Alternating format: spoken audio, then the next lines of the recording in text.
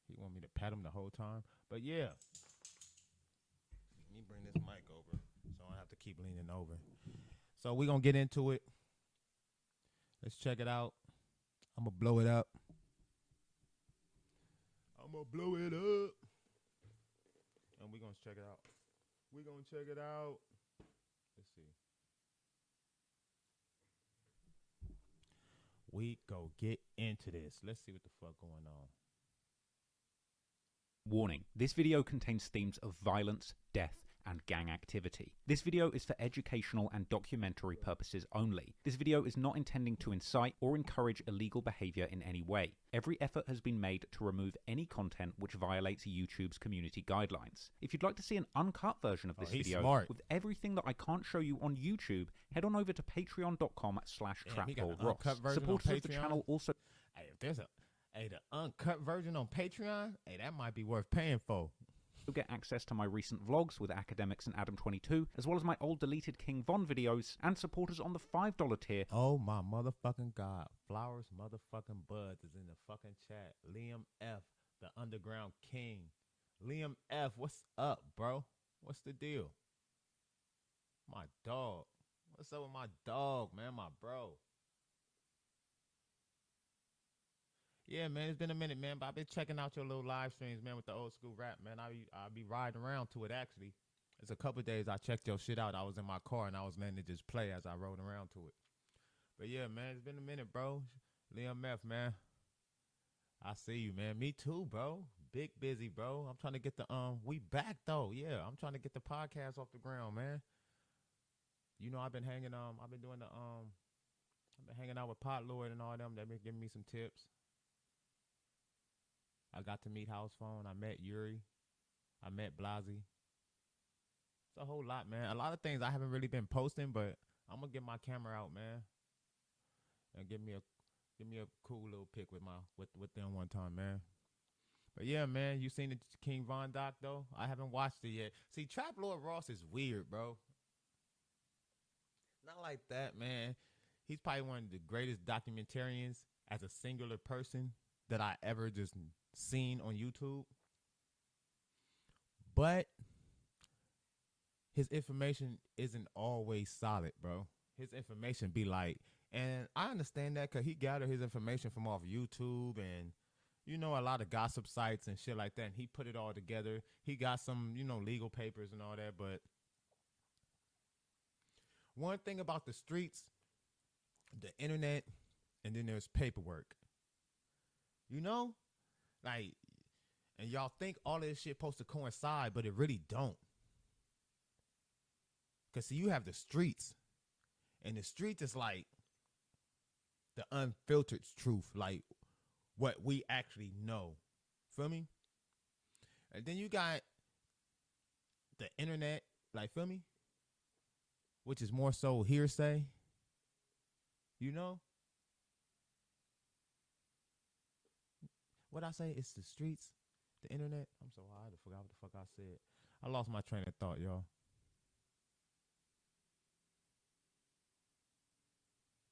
Yeah, he did get on stream in Chicago, King Dave addressing it. But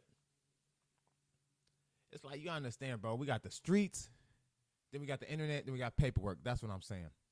So the streets is like unfiltered truth. This is what we know on the ground level. You feel me? The internet, social media, that's like hearsay. You know what I'm saying? That's hearsay. That's like word of mouth, people gossiping, what people think, what other people is deciphering, what their perception of the situation is, right? That's the internet. Paperwork is law enforcement perception of a situation. You know what I'm saying? And law enforcement's perception of a situation is never actually what actually happened. It's a law enforcement perception. Like, feel me? I hope I'm explaining this right. So with all those three things in play, and if you're gathering information using those three things as a source, I don't think you're really going to come up with the truth. I think the only truth really lies at the ground level. Like, in the streets with the people who's a part of it. Like, that's the only place you're going to find the truth. And the truth should never come out because the truth supposed to stay in the streets. Because once it comes out, it's called snitching. Once the truth leaves the streets, it's called snitching. If it leaves from a streets person mouth or perspective, it's basically snitching. So let's get back into it. Either way, though, he at least trying to use Von's own words himself to back some of the research, but that could be dramatized too. A lot to it. It definitely is, bro. Because a lot of times with rappers, even though he's name dropping and tweeting, the truth lies in the street. That don't mean I have anything to do with anything. I could listen, all respect to Draco, but if I was a person who's to be out here disrespecting Draco, feel me? Like, the truth lies in the streets, bro. All respect to Draco the ruler, bro, but if I was a person out here dissing Draco, or I didn't like Draco, and I knew some privileged information that something that happened in the streets where somebody did something to him, but I drop a lyric, you know what I'm saying? Or I made a tweet about it. That don't necessarily mean I'm involved with it or had anything to do with it. Like, it's a lot to go into that shit. Will also have access to my exclusive 4-part Patreon series where I break down real crimes caught on camera, which I could never show you on YouTube. Damn. But if you don't want any of that, just sit back, enjoy the video, and hit that subscribe button. Ever since the 1980s, gangster... Hold up. Before we start my shit, don't I gotta say all that? Okay, before we finish watching this video, make sure you hit the like button, the subscribe button, and the notification button, and share the video, man. So share my reaction. So for the algorithm and all that. Yeah, see, I'm getting used to this YouTube shit, y'all. Yeah, do all that shit he just said, but do it for me though, for sure. Press gang. Rap has been one of hip-hop's most fascinating subgenres. From the mean streets of gang-infested Los Angeles that were brought to life by early gangster rap pioneers like Ice Cube and NWA, to Tupac and Suge Knight taking over the music game. Tupac, why do y'all listen, what is wrong? What is so hard about saying Tupac? Tupac. You easily say King Von name just like you King Von. You don't say Kang Voin. You don't like it's King Von. Tupac. Like, what is wrong with white folks? Why do y'all continue disrespect that man's name like that? With vivid tales of gang-affiliated rappers who would bully their way into the music industry. And then you have legends like Jay-Z and 50 Cent, whose tales of life in the streets as gangsters made them millionaires hundreds of times over. For decades now, rap fans have been looking for the realest artists, whose lyrics paint the picture of a real life of crime that isn't embellished or fabricated. But when it comes to rappers who truly keep it real, the Chicago drill scene has dominated for the last decade. First popularized by Chief Keef, the Chicago drill wave was characterized by rappers that grew up in the most dangerous blocks in America, with these up-and-coming artists rapping plainly and honestly about what they experienced growing. Chat, smoke some, man. If you smoking, let me know, man. Fire flames in the chat still. You know what I'm saying? Right, Liam F? Why the fuck they keep playing with Tupac name like that? Y'all be playing with that nigga. Tupac Shakur. His name is Tupac. Pac. Replace the A with a O in your mind and then say it correctly. That's like me calling him Trap Lil Ray. Trap Lil Ray Ross. Trap Lil Ray Ross. Like, bro, your name is Trap Lil Ross. That's like me saying Trap Lil Ray Ross. Stop playing with Tupac name. You niggas is crazy. Growing up, shootings on there is no such nigga as Tupac. On the block, disrespecting dead enemies, and constantly being chased by the police. Chicago drill rappers took gangster rap to raw new heights, where the stories behind the music could be matched up with the local news reports on the latest homicides. Right. However, what happens when the people doing the killing start making the music too? Because in the years after Chief Keef popularized the violent stories of Chicago gang life, one of those gangsters killing people in the streets picked up a microphone too, and started rapping in the first person. This is disrespectful, bro. I'm on this. The first part of this is disrespectful. Facts. A killer. How about alleged killer? From the perspective, the actual killer. King Von had a reputation in Chicago as a fearless killer before he'd even started rapping, and it's widely believed, based on the statements he made in his own songs, that Von himself could have killed as many as 7 people in his career as a gangbanger, with more murders even taking place after he got rich and famous, with it being rumoured that Von used his money and influence from the rap game to have old enemies in Chicago killed, and going on a journey which, in my opinion, takes him far beyond a street player who had to kill to survive in the mean streets of Chicago, because if King Von's tweets are anything to go by, he simply loved killing people. And the sheer amount of people that King Von allegedly played a role in killing has led to intense... This is crazy, yo.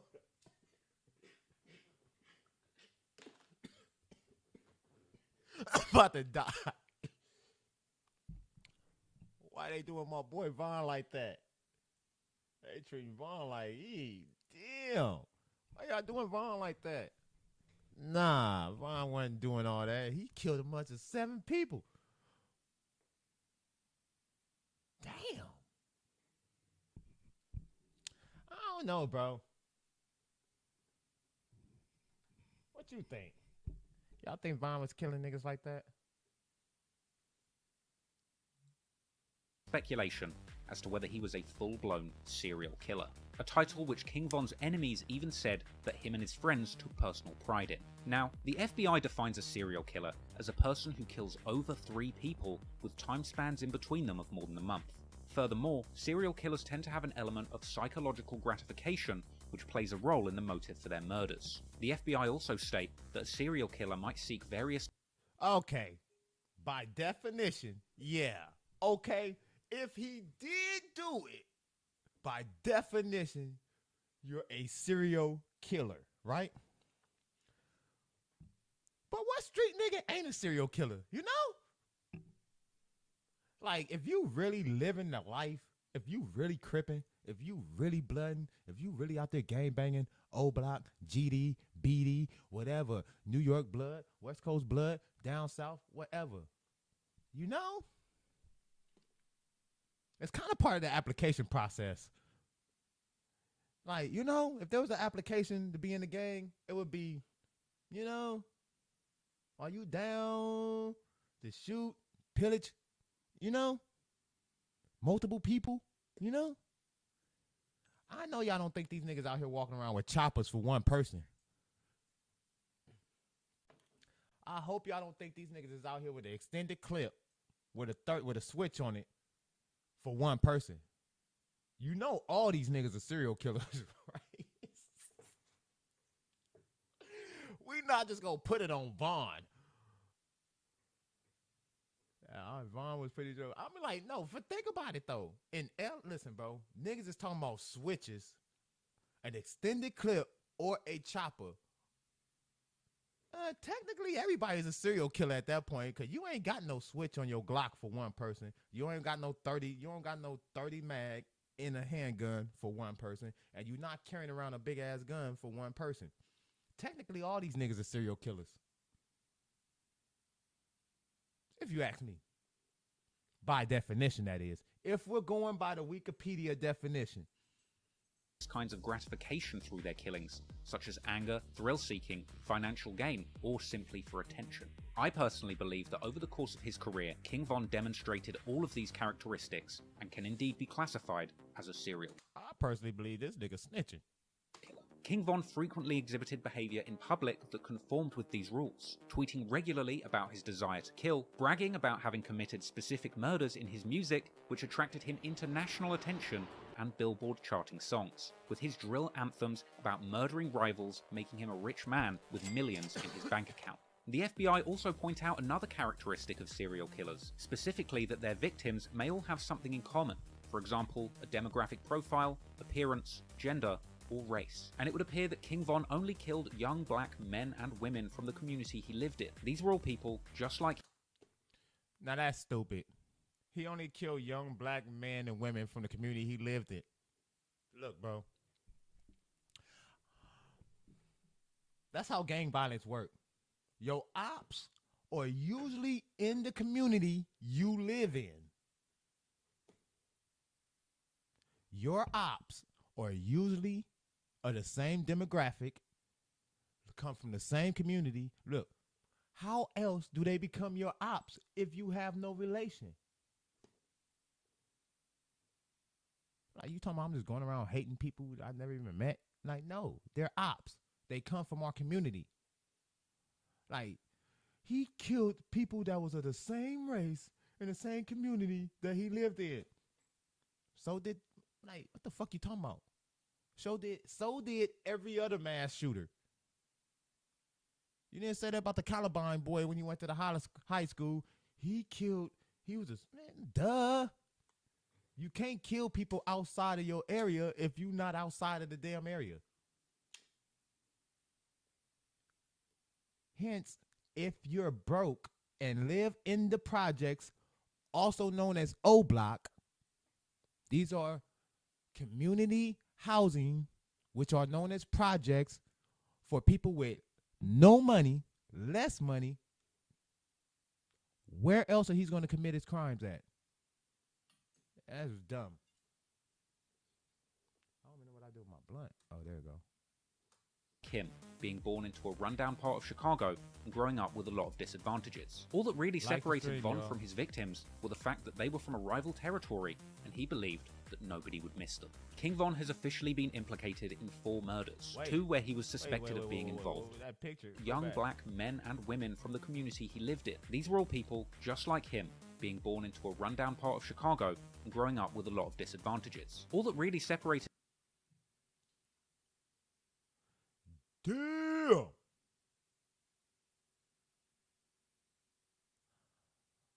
Damn. Hey, look. Looking at this map. Hey, I'm not even going to hold you. Looking at this map. This is all GD territory. Oh, it's easy to be a GD in Chicago. I'm not even going to lie to you, nigga. Hey, bro, look, if this is all they territory and this is O Block, hey, them niggas riding over there. Hey, you got to give O Block some respect. Hey. He said, you mean the big gun isn't for hunting? Exactly. That's what I was saying. Like, if you own a big gun, you're a serial killer. I don't give a fuck what you say. Nigga, if you have a gun that shoots 100 rounds per so many seconds, you're a serial killer. By definition, you're a serial killer to me. I don't see how many people you trying to kill at once. I'm just saying. But yeah, man, if this is O Block and all of this is GD Tuckerville, hey, y'all gotta put some put some respect on O Block, bro. Put some respect on O Block. Von from his victims were the fact that they were from a rival territory, and he believed that nobody would miss them. King Von has officially been implicated in 4 murders, 2 where he was suspected of being involved, but the police didn't have enough evidence to charge, and 1 case where he narrowly received a not guilty verdict after a key witness disappeared and a co-defendant implicated himself. Another that he's accused of organising with 5 of his closest childhood friends, the shooting of rival rapper FBG Duck in broad daylight at a busy shopping district. Von will never face justice for due to him losing his life only months before the feds would swoop in and arrest all 5 of his close friends. This particular murder would go down as one of the most brazen assassinations carried out in Chicago since the days of Al Capone. But in total, there's over 10 murders of which King Von has been connected to over the years, and nobody has looked into all of them in great detail until now. So today, we're going to take a closer look at the man, his past, and his career to find out once and for all if King Von really was the first serial killer in hip-hop history.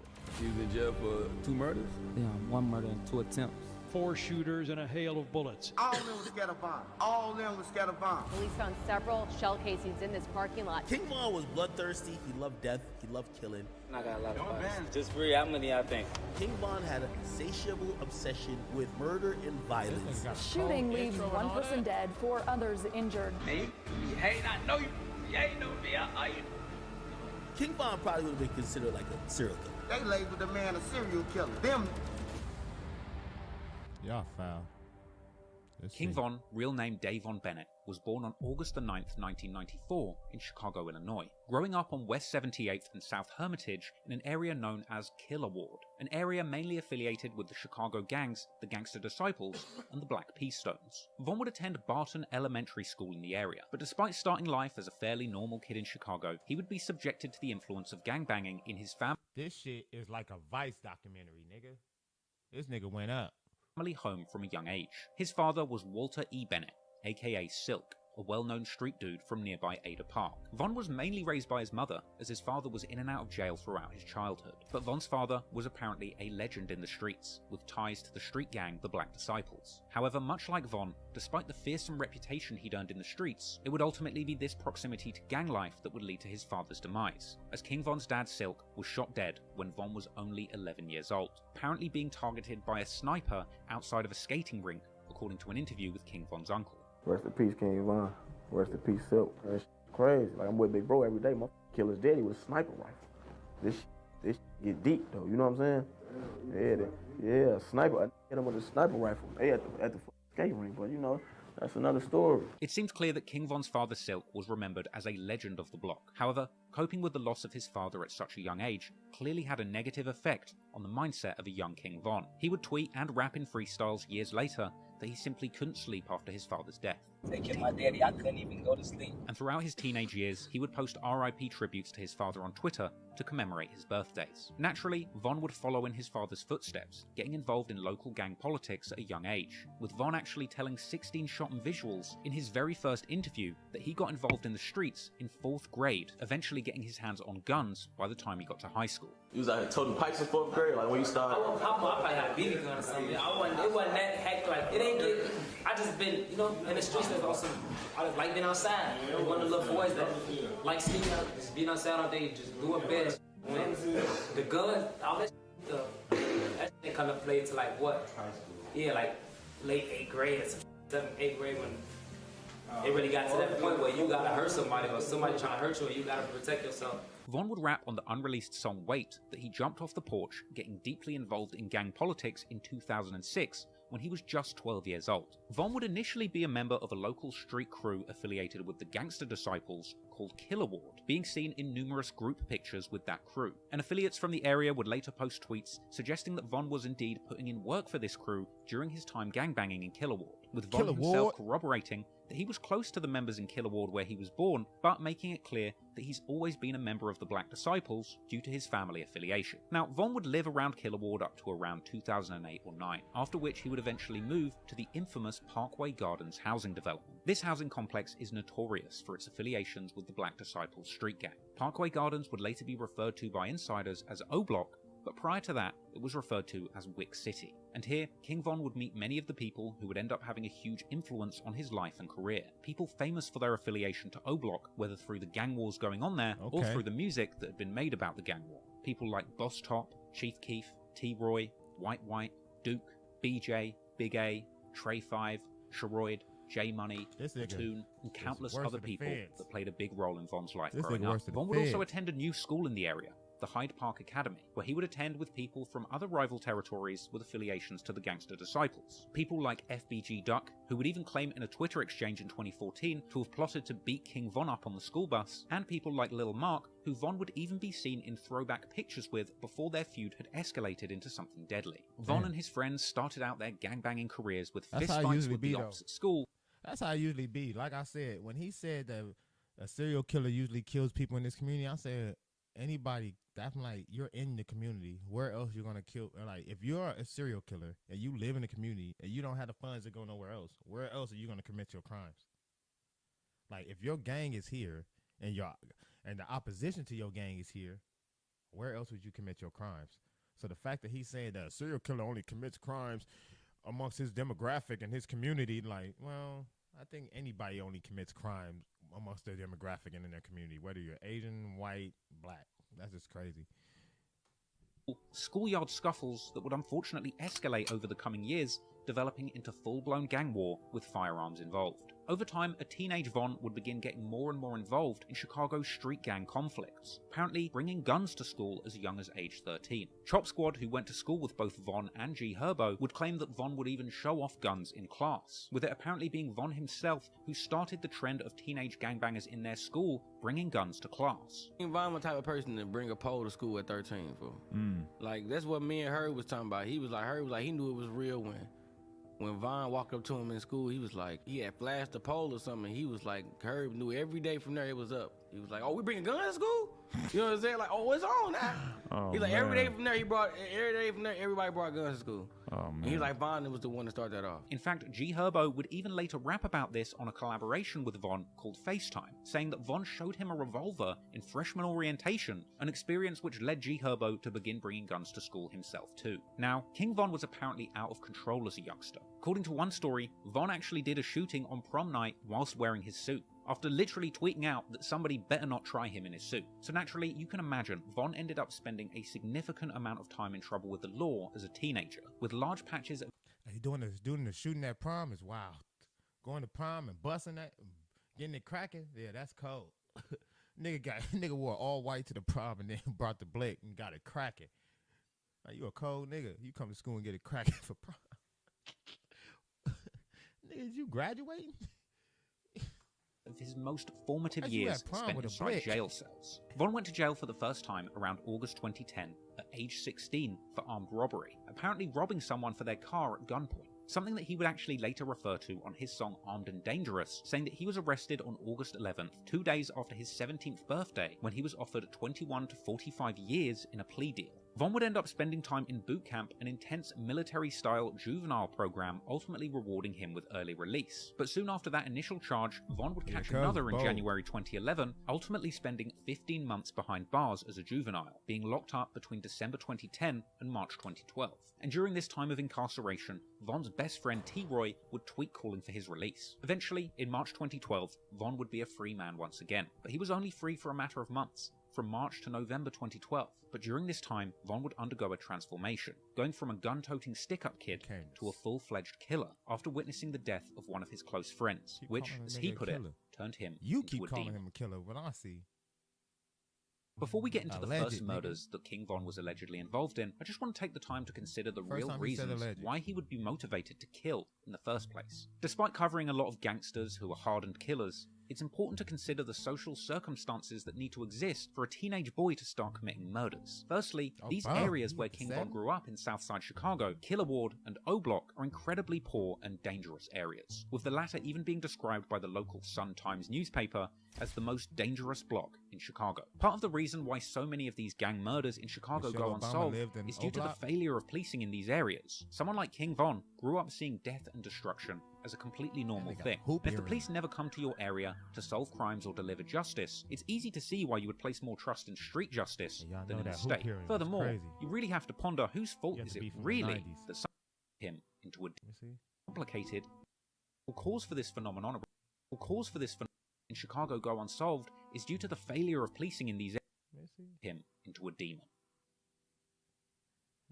Before we get into the first murders that King Von was allegedly involved in, I just want to take the time to consider the real reasons why he would be motivated to kill in the first place. Despite covering a lot of gangsters who are hardened killers, it's important to consider the social circumstances that need to exist for a teenage boy to start committing murders. Firstly, these areas where King Von grew up in Southside Chicago, Killer Ward and O Block, are incredibly poor and dangerous areas, with the latter even being described by the local Sun-Times newspaper as the Look, 19 people were shot in 3 years on a stretch of King Drive where Michelle Obama once lived. What they gotta do? Hey, Cole, they put some shit right there. Most dangerous block in Chicago. Part of the reason... Yeah, it's not like anybody isn't fighting at Walmart or Popeye's church. Some people just don't have any respect, little brother. Right. The reason why so many of these gang murders in Chicago go unsolved is due to the failure of policing in these areas. Someone like King Von grew up seeing death and destruction. Look, that hoop earring cold. It's back in the day, nigga. Hey, back in the day, you only wore one earring, boom, on the right, boom, and it gotta be a hoop. That was some gang shit, nigga. It's crazy now. I mean, niggas be doing all kind of weird shit to their ears nowadays, but shit. But back in the day, if your parents was in the streets, they was gonna pierce your ear early, and they was gonna put this hoop earring in your shit, nigga, in the 90s, nigga. On my mama, you born in the 90s, nigga, it's a good chance your parents got pictures of you with hoop earrings.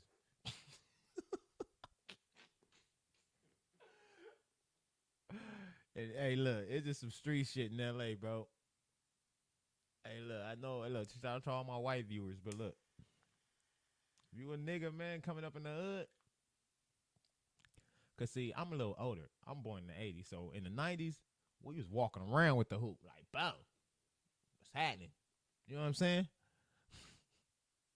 As a completely normal thing. And if the police never come to your area to solve crimes or deliver justice, it's easy to see why you would place more trust in street justice than in the state. Furthermore, you really have to ponder whose fault is it really that somewhere like O Block ended up being so poor and dangerous. While it's easy to blame the gangsters and killers there for cultivating a lawless environment, the city and the state politicians ultimately have failed to create the economic circumstances for someone to grow up safely in these areas. Had there been better economic prospects in the hoods of Chicago, perhaps many of these young men wouldn't have been forced into a life of crime and violence. Furthermore, when it comes to the analysis of King Von's eventual transformation into what some have described as a serial killer, there's actually an argument to be made that geography may have played a part in King Von feeling like he could get away with so many murders. The 70s to the 2000s have actually been described as the golden age of serial murder, and one possible cause for this phenomenon around this period has been cited as urbanization and the concentration of inner city living. Some people have said that putting so many people in such close proximity ends up offering a unique level of anonymity when it comes to committing crimes in these complicated, busy and overpopulated areas. Put simply, this means that in O Block, the sheer amount of people, overlapping gang conflicts, and normalization of violence on the streets means that somebody like King Von could kill multiple people without attracting too much attention to him personally. As sad as it is to say, in the eyes of the cops, a victim is just another casualty of the gang war rather than a specific crime that could be solved. And it's these circumstances that were the perfect conditions for a young King Von to begin killing people in his community. Ah, so he's saying that it's the police fault because they not even investigating crimes out there. They just chalk it up and, you know what I'm saying, move on to the next case. With minimal consequences. And whilst King Von was in jail, gun violence had raged on between the black disciples from Wick City and the rival gangster disciples from St. Lawrence and Eberhart Avenues, or STL-EBT. And during this time whilst King Von was incarcerated, a 15-year-old gangster disciple from the rival hood by the name of Tuka was murdered. Real name Shondale Gregory, Tuka was shot dead at a bus stop on the 600 block of East 63rd Street on the 12th of January 2011 at around 6:48 p.m. It was around that time that a masked gunman jumped out of a vehicle, shooting Tuka several times. Tuka was hated by his rivals from the Black Disciples, and over the next decade, BDs would continue to disrespect him on social media and in popular songs. And in honor of their fallen friend, gangster disciples from St. Lawrence and Eberhart would rename their area Tukaville. It's never been fully revealed to the public who killed Tuka, but ever since, there has been intense speculation that a boy named O.D. Perry from Wick City might have had something to do with it. This is partly due to him being pictured regularly with a silver revolver, and the witness report from the Tuka murder stated that Tuka was actually shot with a long-barreled silver revolver. Regardless of whether or not O.D. was really the person who killed Tuka, that didn't really matter, because later that year, on August 10th, 2011, in an act of retaliation, O.D. Perry was killed just outside Parkway Gardens. He would suffer multiple gunshot wounds, including one to the neck, at about 11:35 p.m. Just like Tukaville, Wick City was also renamed in the memory of their fallen friend O.D., O Block, and it's believed that one of the shooters who killed O.D. was a female teenage shooter by the name of Jakira Barnes, or K.I. Following the murder, K.I. would begin to pose on social media with a silver revolver, similar to the one that O.D. was known to carry, and her rumoured involvement in this murder of a beloved O-Block member would lead to K.I. becoming a major target herself, with matters not helped by the fact that she would regularly tweet insulting O.D. Perry and alluding to having killed him, along with others who would openly claim that K.I. made the O, meaning that she killed O.D. and was the one that caused Wick City to change the name of their block to O-Block. But the tragedies in O-Block were far from over. Damn. On the 18th of October 2011, another O-Block native by the name of Patoon, real name Edward Riley, would be shot dead inside O-Block after being approached by two people with firearms. Hey, look. I bet you Trap Lord Ross, you could scour the internet. You could scour Los Angeles Hall of Records. You won't find this much interaction between two known, non-known gangs, intermediate. You won't find this much interaction. You won't. That's why I say all that shit. Half the shit that go on everywhere else in the country, not more than half, be some bullshit, and that would never happen in Los Angeles gang culture. Not to big up the gang culture in LA over anybody else's. It's just facts, bro. This shit is just too goofy. Like, oh, we on the internet, we killed Kai and all. Like, what? You can't find this many tweets from no gang member. Listen, you can't find as many tweets about nothing in the streets from no Crip or Blood at any age bracket on Twitter. I said tweeter. On Twitter. Yeah, shout out to Paulo. He passed the village yesterday. Hey, bro. LA does keep it smart, but you're not about to find this much interaction, especially on Twitter, between two gangs. You're not about to find all of this. You're not about to get all of this. This was never in the motion. Arms. Another devastating loss to the community would come when 19-year-old Sherroyd Liggins would be shot in the head and left for dead on February the 16th, 2012, also at O Block. This murder was particularly notable for the fact that it was believed that Sherroyd was killed by a Tuckerville shooter by the name of Boss Trell. As the gang war in his neighborhood continued to take more and more of his friends' lives, King Von would get more and more involved, continuing to play a role in the gang war going on in Chicago's street underworld. Von later rapped on the... Hey, do me a favor and share my stream somewhere. We trying to get these views up. I'm like 4 people away from having 500 subscribers. Hopefully I could do it this stream. So hopefully y'all could just tell 4 or 5 people to come subscribe to my shit so I could get 500. That would be much appreciated. If you don't, it's cool. I see you out there. I'm going to catch up with y'all.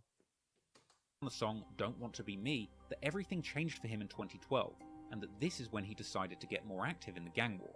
With Von saying specifically that the deaths of OD and Platoon completely changed his plans and led him to put on a mask and get active in the gang war. Now, there's a lot of speculation about the exact murders that Von was allegedly involved in, and we might never know definitively if he was truly involved in all the violence that he was rumored to be associated with, but the very first murder that Von was associated with took place on April the 28th, 2012, when a group of... This nigga said he was. He know for sure. Okay. 4 men would catch a man called King Doc, real name Marlon Monroe, shooting him as he walked into a convenience store, with Doc apparently stumbling into a patch of tall weeds after the shooting, where he would pass away and lay undiscovered for hours. Doc would eventually be found dead by his 16-year-old cousin, Modell McCambry. Doc would be remembered as an original native of St. Lawrence and Eberhart Avenues, with his affiliation to the area likely the reason that the killers from O Block would target him, despite the fact that Doc had apparently left the gang life behind him, becoming a painter to get out of the streets. Apparently hurt by the death of his cousin, Modell, that boy who discovered Doc's body, would then begin to get more involved in the gangs in the area too, beginning to hang around with people like KI and FBG Duck, as well as being seen on social media with guns. In fact, it's actually around this time that social media begins to play a bigger and bigger role in the gang war in Chicago. And during this time, King Von himself would become a prolific user of Twitter, beginning a flurry of activity on the platform after signing up in June 2012, and going on to tweet constantly about his activities in the streets, seemingly with no fear about incriminating himself. Von would openly claim to be drilling in the name of O.D. Perry. He would say that he was like Phineas and Ferb in the streets with his best friend and fellow O-Block shooter T-Roy, warning ops not to diss them, claiming to shoot people like it's nothing. He would tweet that he's been drilling from young and even wants to kill cops too. He would say outright that he will whack people. He would regularly diss numerous rival hoods and gangs, and be claiming to be paranoid due to having so many people trying to kill him. Von claimed on Twitter to get so enraged whenever he hears the name Tuca or St. Lawrence that his trigger finger just starts itching. But during this time that Von was tweeting openly about all the crimes that he was willing to do in the streets, these crimes would continue to play out. On August the 7th, 2012, Von would make a tweet saying that when trigger fingers turn to Twitter fingers, huh? If trigger fingers turn to Twitter fingers with a person, gotta start playing that. With Twitter fingers turn to trigger, with trigger fingers turn to Twitter fingers, nigga. Man, what the homicide in the air smell like a graveyard. 6 instinct for trying to play hard. What the fuck is y'all talking about? Like, for real though. Homicide is in the air and that it smells like a graveyard. Then, in the early hours of the morning the following day, on August the 8th, 2012, a group of guys from O Block, rumoured to include King Von and T-Roy, would be out looking for enemies to kill. Dirty Rel, real name Terrell Joshua, an older member with affiliations to St. Lawrence, Eberhard, and Jarrow City, who had actually moved out of Chicago but was back in town, would end up being shot dead and found on a sidewalk on the first block of East 56th Street in Washington Park just before 3:30 a.m. However, in this case, retaliation would come fast. As the day of August 8th, 2012 goes by, that same evening, around 11:30 p.m, King Von is out with his close friend White, real name Tony Dunn. They would go to a convenience store together on East 63rd Street and South Martin Luther King Drive. Here, Von would go inside the store whilst White waited outside. At this point, a gunman pulls up, shooting White in the back, with a police officer on the scene even returning fire and hitting the shooter, who ultimately managed to escape. White would be pronounced dead in the early hours of the morning on August the 9th, 2012. Damn. This date just so happened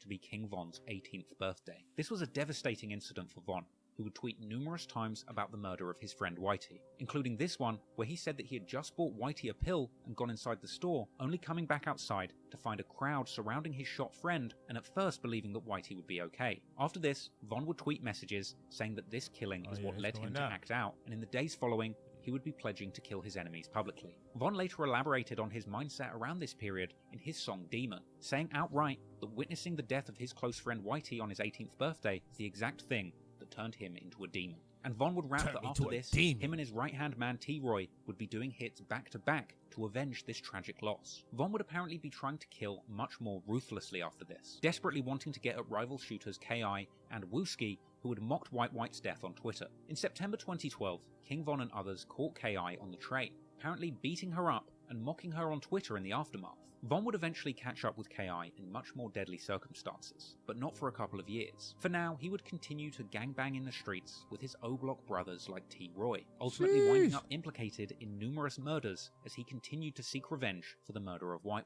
and one body at a time, building up a fearsome reputation as one of O-Block's most ruthless killers.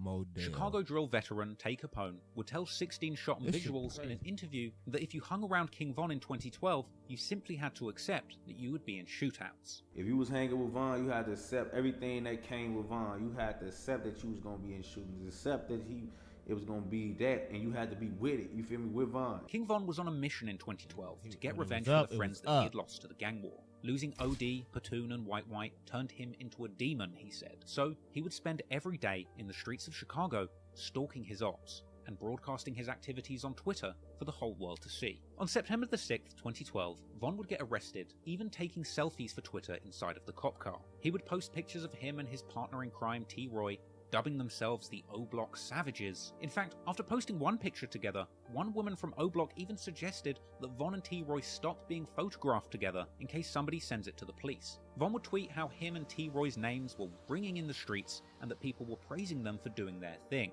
regularly using this as a catchphrase to refer to his drilling, tweeting warnings to the ops that he's about to go on their block and do his thingy thing, telling them that they have 2 hours to clear the streets and promising to blast them on sight. Von would even reflect on a conversation that he had had with T-Roy, saying that they can't die soon because they know they're going to hell for all the bad.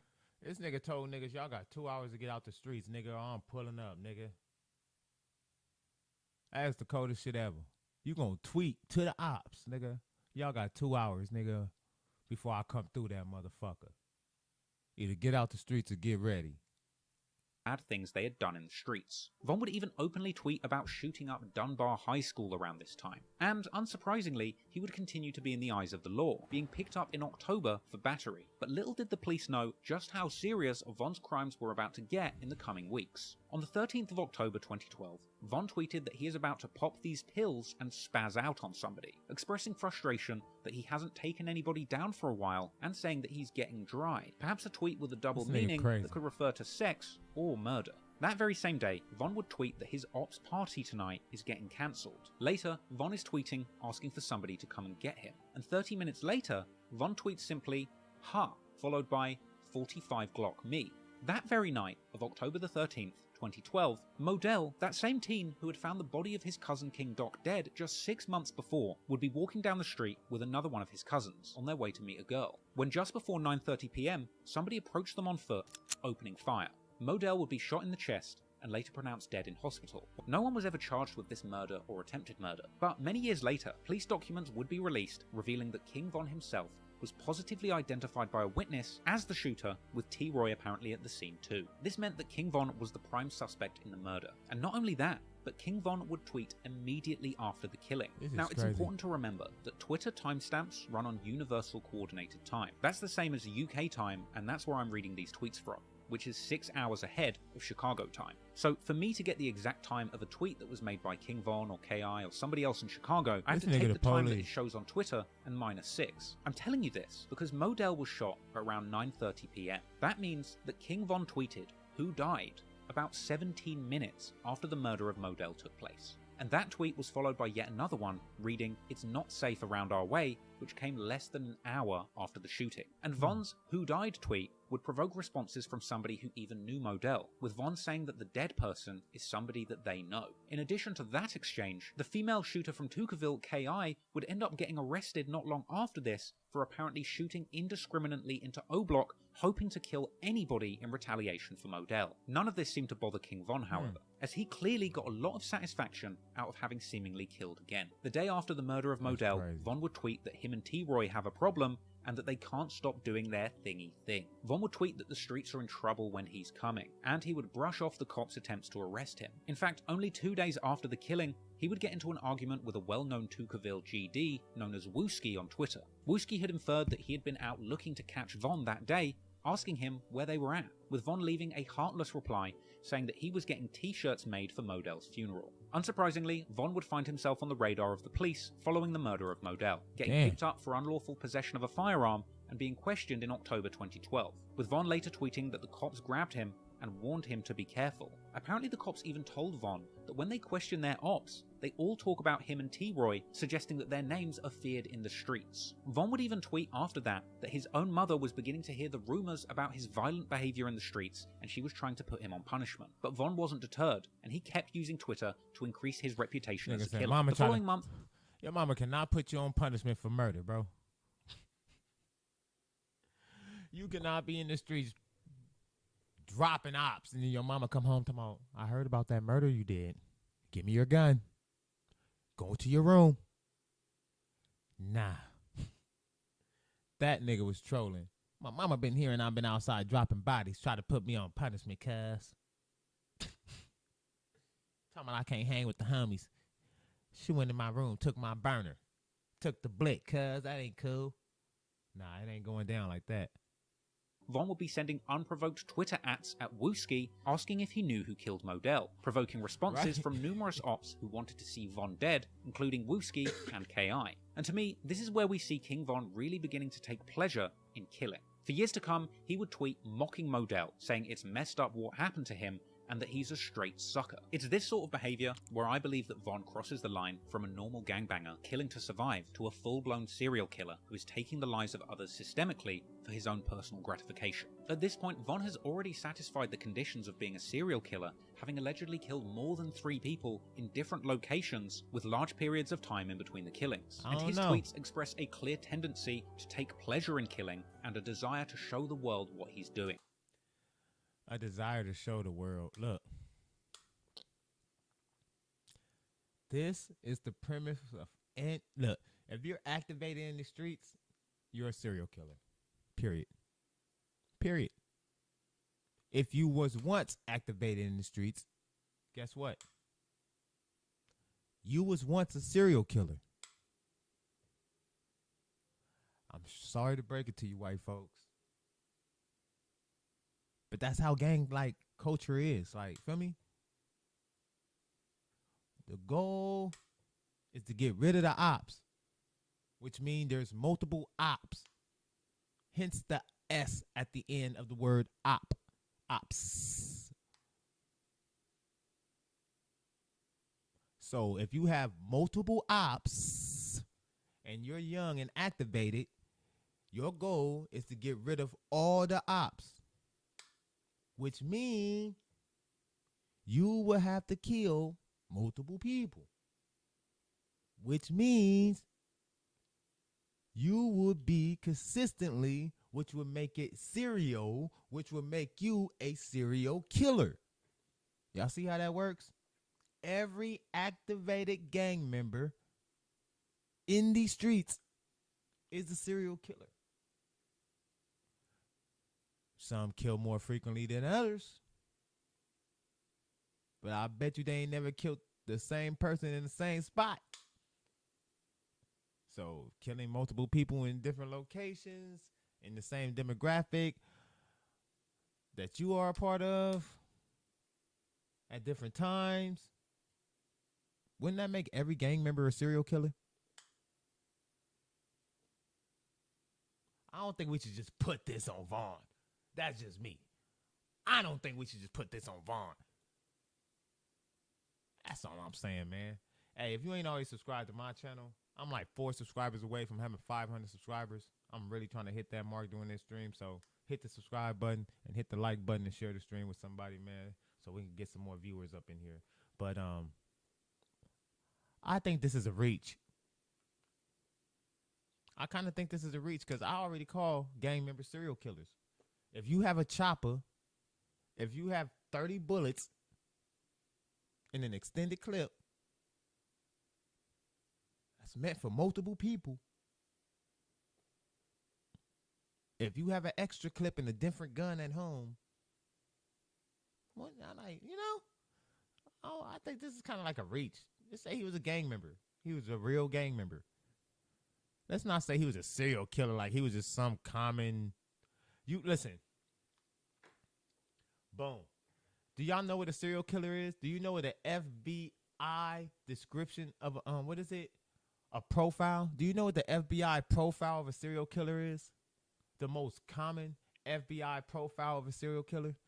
Can I pull it up on this screen? I'll probably pull it up over here. Look, I'm gonna show y'all.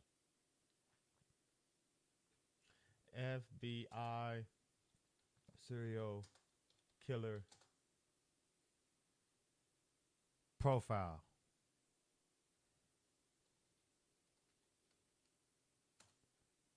We gonna see.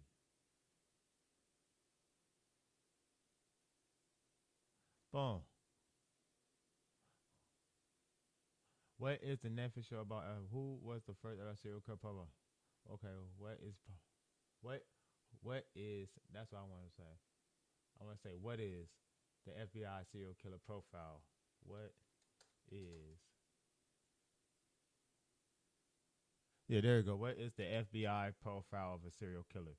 This is look. Serial killers differ in many ways. Look, let me show y'all this right quick. Boom. Watch this.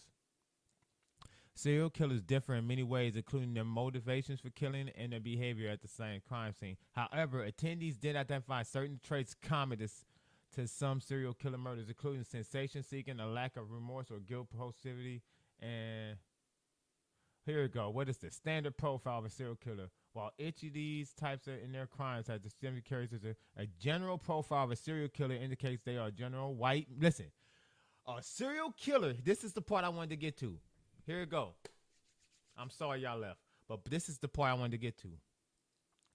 A serial killer, right here. A general profile of a serial killer indicates they are generally white males. White males. Once again, we're going to start this over. A serial killer are generally white males from 25 to 34-year-olds. They are charismatic, intelligent, and mobile. They generally kill in ways that involve contact with the victim.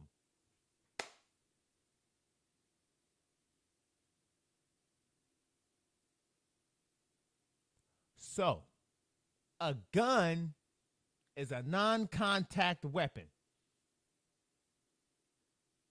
We're going to say that again.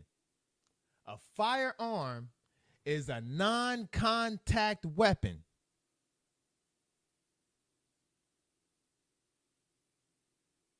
No, one of the biggest serial killers of all time was not a black man. What's his name? What's his name, bro? Not in America. I don't know. Not in America. What's his name? Bro, listen to me. And once again, we're talking about general. When they say general, that means majority. You know what I'm saying? When they say general, you feel me? That there might be an exception to the rule out there, okay? But the exception doesn't make the rule. Generally, they are white males, 25 to 34.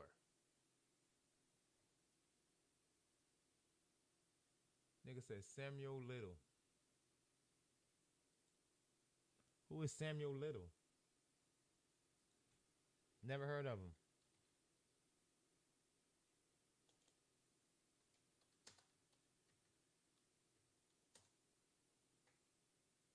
He's a black guy.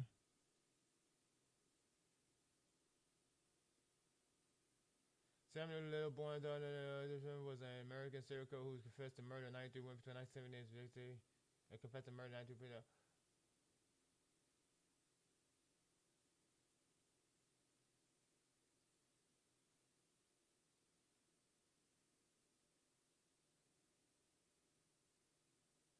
Oh, you talking about the dude that was in jail that confessed to 93 killings and all that? Woo. Yeah. That's true. He been in jail and he confessed to this, that, and the third. Woo. Yeah. That's cool, bro. But now we're gonna talk about. Yeah, I see it. Samuel Little. Okay. Black serial killer, Samuel Little. I see it. You right, Flowers. I see you, big dog. Liam F. He on point. But the Federal Bureau of Investigation's general profile of a serial killer, like I say, general in consensus though, you know what I'm saying? They're usually white males from 25 to 34 years old. That's all I was saying. Like you said, Flowers. You understand though, but what I'm going with it though. Feel me? So I feel like Trap Lord Ross is kind of putting a whole lot on this nigga, man. This is a long documentary. I keep stopping it. Look, the cold thing, we only 30 minutes into this motherfucker. Way, King Von's purpose in life at this point in time wasn't just revenge and murder for sport. It was about doing these crimes and giving the world clues about what he had done. And as the story goes on, you'll see King Von constantly hint towards his crimes on social media, in his music, and even on television. But now, the pattern had emerged, and Von clearly had a thirst for blood. He was becoming a talented shooter and not facing any consequences for these crimes. And so, in the coming months, Von would be rumoured to have been connected to at least 3 more murders, with the police only catching up to him when it was too late.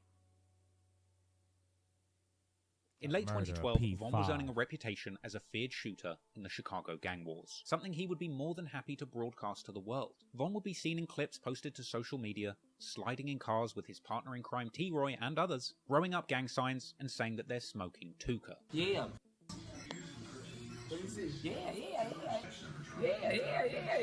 Look. Zico. Both of the Jardels. And he'd be seen with his boys mobbing deep in trap houses.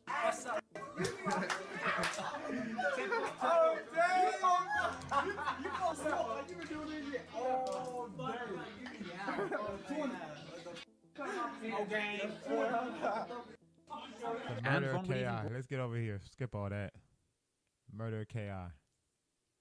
17-year-old gangster disciple Jakira Barnes, aka K.I., was a legendary figure in Chicago gang history, with the Chicago Sun-Times describing her in a prominent feature as a prolific female assassin in the Chicago gang war. K.I. has been described as the real-life Snoop from The Wire, a reference to the masculine female killer from HBO's crime drama. K.I. herself had been close with Tuka growing up, and her rumoured involvement in the killing of O.D. Perry in retaliation would make her feud with O-Block deeply personal. No doubt, King Von was obsessed with K.I. Von and K.I. would have extensive back and forths on Twitter, with it being unclear whether he was trying to date her or kill her. Their first interaction occurred on September the 25th, 2012, when Von would tweet claiming to have beaten up an op girl on the train, with KI replying to this saying their arm, ear and face were injured, but she's not bothered because her gun will put a hole in her ops faces, with the tweet the following day indicating that she had perhaps shot at Von or somebody that he knows. They would go on to have a back and forth, with Von asking KI if she's a gangster or a bitch, with KI indicating that she is indeed a real gangster.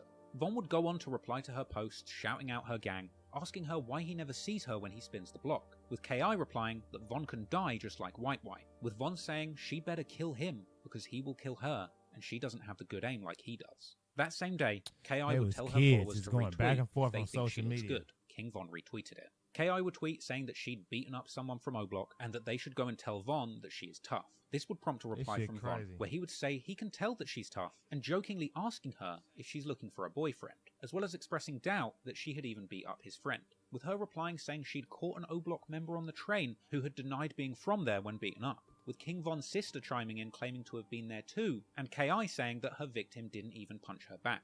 All this provoked a sarcastic reply from Von, where he said that he thinks he was falling in love with this fighting female. Von would later post tweets where he said that he's going to treat her right if she becomes his wifey, and later beginning to regularly refer to her as wifey. When KI replied to Von, Von would say that he has her on his mind a lot and that he misses her, even telling his sister that he wanted to marry KI. Now, many years later, somebody on 4chan would claim to have hacked KI's private DMs on Twitter, and revealing that around this time, Von had DM'd KI asking her if she wanted to hook up, or more specifically saying he wants to nail her. She would reply saying she's not interested, to which Von replies, when all of this is over, he will have her. More alleged tweets would see KI asking Von straight up if O-Block are plotting to kill her, to which Von replies, he's not going to lie, there are people looking to kill her. But Von would say he doesn't think he can kill her because he thinks she seems cool as hell, even having the nerve to ask her when she's going to stop gangbanging. KI would reply saying she's not going to stop, calling King Von a goofy and asking him when he's going to stop. Von would laugh and tell her that he's gangbanging until he dies, and that he will never lose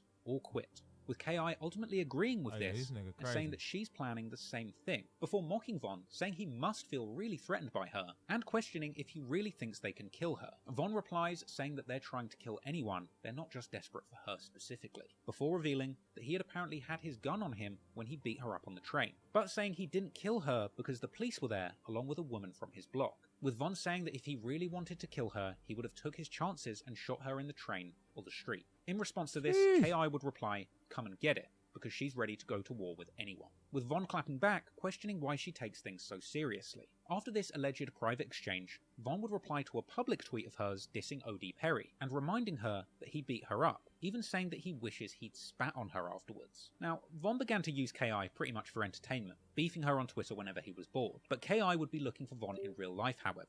Von would tweet that he has his ops scared at the corner store, and KI would reply saying that she's on the way looking for him. Also tweeting asking where he is, with Von replying sarcastically telling her to be safe in the streets. More alleged leaked DMs between KI and Von would emerge, with KI asking Von where he was, with the two of them seemingly arranging a shootout, with KI even asking if T-Roy can come too. KI later claimed to have walked through O-Block and not seen a soul, with Von saying that they're too busy to have a shootout right now. Von would later allegedly DM KI, telling her to call him when she's ready to put a dress on and let her hair down.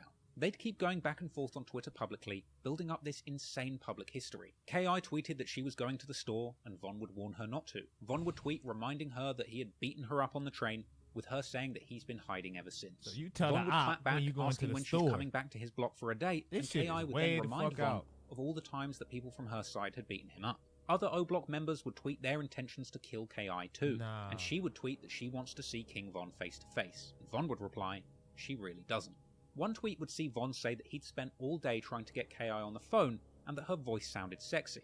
Even after Von went to jail in 2013, Von's sister would tweet at KI, saying that Von had asked her to go and visit him in jail, with Von's sister later suggesting that she had even had a fistfight with KI, and saying that she will see her on 63rd, perhaps for another fight. When Von was released from jail in 2014, he would tweet at KI and ask if she missed him, with her replying, asking when they're meeting up, and adding 4 gun emojis, with Von expressing disappointment that KI didn't come and see him in jail like he'd asked. Now, bear in mind, tweeting at KI was one of the first things that Von did upon getting out of jail. He tweeted her twice before he had tweeted at Chief Keef or any of his actual friends from O-Block. He was obsessed, but KI would continue to mock Von, asking him how it felt for his friends to die while he was in jail, even retweeting Von's own tweet saying "Rest in peace J Money" and going on to insult him in a tweet of her own. This was a reference to Von's friend J Money from O Block, who had been killed in September 2013 whilst he was in jail, with Von retaliating, saying This "Rest is in next. piss" to Ain't no crap. I'm in shock. Y'all know I ain't said nothing in like 2 minutes, but I'm in shock. This is next level stupid. Like, and like I said, there's a clip, man. I keep saying it. Y'all be thinking these niggas be tough. These niggas don't be tough. A lot of these niggas just be stupid. Like, I swear to God, these people don't be tough. They be stupid. Don't believe the cat. I'm trying to tell you. Don't let these niggas fool you. These niggas is not smart. These niggas is dumb. I mean, these niggas is not tough. They dumb. It ain't, look, it ain't this much tough shit in the world, bro. These motherfuckers is stupid out here. I know a tough nigga. I know a motherfucker that's with the bullshit. I know a motherfucker that's activated. A lot of these people was just slow. Had no idea. And you know what a lot of this shit is called? You know what I call this shit? You're so ignorant, you fell victim to technology. You're so ignorant or so dumb, you're not tough. Tough is outside. Tough is tough. But just stupid, it's a different. The niggas that was just outside, they probably was tough. They was on their shit. But the minute you win and turn to Twitter, oh, you stupid. You not tough. You just outside being stupid. You reckless. You dumb. Not tough. You're retarded. And the fact that you're falling victim to technology shows me you're retarded. and Modell, with Von even later tweeting that he can't be mad at women unless they're ops, in which case they can die. And another tweet saying how desperate he was to catch a female op. Von and KI would... This shit ain't even called the internet. You know what they call this shit in court? They call this shit transcripts. Your Honor, we have the transcripts right here. This is verbatim what was said between each person. In court, you know how you got the person sitting there typing everything everybody say? When they read that back, that's called transcripts. That's what they calling this. This ain't shit but transcripts. You niggas is just giving them verbatim the whole play-by-play action. Would tweet at each other much less in 2014, perhaps because Von was looking to reduce the paper trail leading to him if KI wound up dead. But in the days following Little Mark's death in April 2014, Von would release some brazen tweets. On the 1st of April, he would tell a friend that he would never start rapping and that he prefers killing ops, and tweeting that he had bodies on his gun. On the 6th of April, KI would tweet saying, "People won't get the picture until you put them in the frame," along with a gun emoji. That same day, Von would tweet saying, "If you're not where I'm from, you will get killed." That was followed the next day by Von tweeting that he was always looking for a woman and he can't find her, and saying he will stop looking and let her look for him. He would then go on to tweet on the 10th of April that there's some women he would do anything for, telling her to just hit his line. That would be followed by another tweet saying if a girl leaves him, then she's leaving the best, with it unclear if he's talking about her leaving him or her leaving this earth. That was followed by more tweets where Von would say if a girl is with the ops, then she's getting shot, and that he's not playing with op girls this summer and they should watch out. In the early hours of the next morning, KI would make the ominous tweet, "In the end, we die," as well as tweeting her apparent location just off 63rd. Later that afternoon, KI would be standing on a nearby porch in the 6400 block of South Eberhart Avenue, only a 3-minute walk towards O Block from the location that she had tweeted she was at earlier that day. And that was the day that King Von would allegedly find that woman that he had been looking for all this time, as KI would indeed be gunned down on April the 11th, 2014. The murder report on KI's death would feature a witness describing the shooter who hopped out of a car, catching KI and another man who were about to shoot dice. They would run into a gangway, but the shooter kept firing, apparently even shouting, "Yeah, bitch-ass N-words," as he fired the handgun at KI multiple times. She would be shot 9 times and declared dead just 2 hours later. For Chantel Brown, the statistics are more than just numbers. Within 12 short hours across Chicago, 14 people were wounded, 2 people killed. one of them being Brown's oldest child. I'm just gonna miss her presence. She was a very, very beautiful, well-known, liked, lovely girl. 17-year-old Jakira Barnes loved basketball, her friends, and being with family. It's still under investigation what exactly happened Friday afternoon in the 6400 block of South Eberhard, but neighbors say Barnes and a friend were walking along the sidewalk when a gunman started firing. When the bullet hit her, it was so powerful she fell on the step. Residents who do not want to be identified say Barnes fought to live, but had been shot at least 9 times. In the jaw, in the neck, and in the chest, and in the leg. 9 times, they said. Barnes was transported to Northwestern where she died, and tragically for this neighborhood, it wasn't the first child lost to gunfire. And Vaughn would go on to tweet just hours after K.I. was pronounced dead, saying that he loves his gang and they love him, before tweeting, mad that nobody misses him. And this was followed by people confirming that K.I. had been killed. O-Block veteran Jay Hood would reveal in a Cam Capone interview many years later that Vaughn came back to O-Block and told him what he'd done immediately after the murder. But he literally say just like this, I'm looking straight, he meant why I just run up on K.I. and why I just ran up on them and caught K.I. She was the last one running out of the gate. I was like, no way. The day after the hit, Black Disciple rapper Lil Reese would tweet Von's catchphrase saying that he does his thing, seemingly a congratulatory post to Von, who replied saying, "You gots to."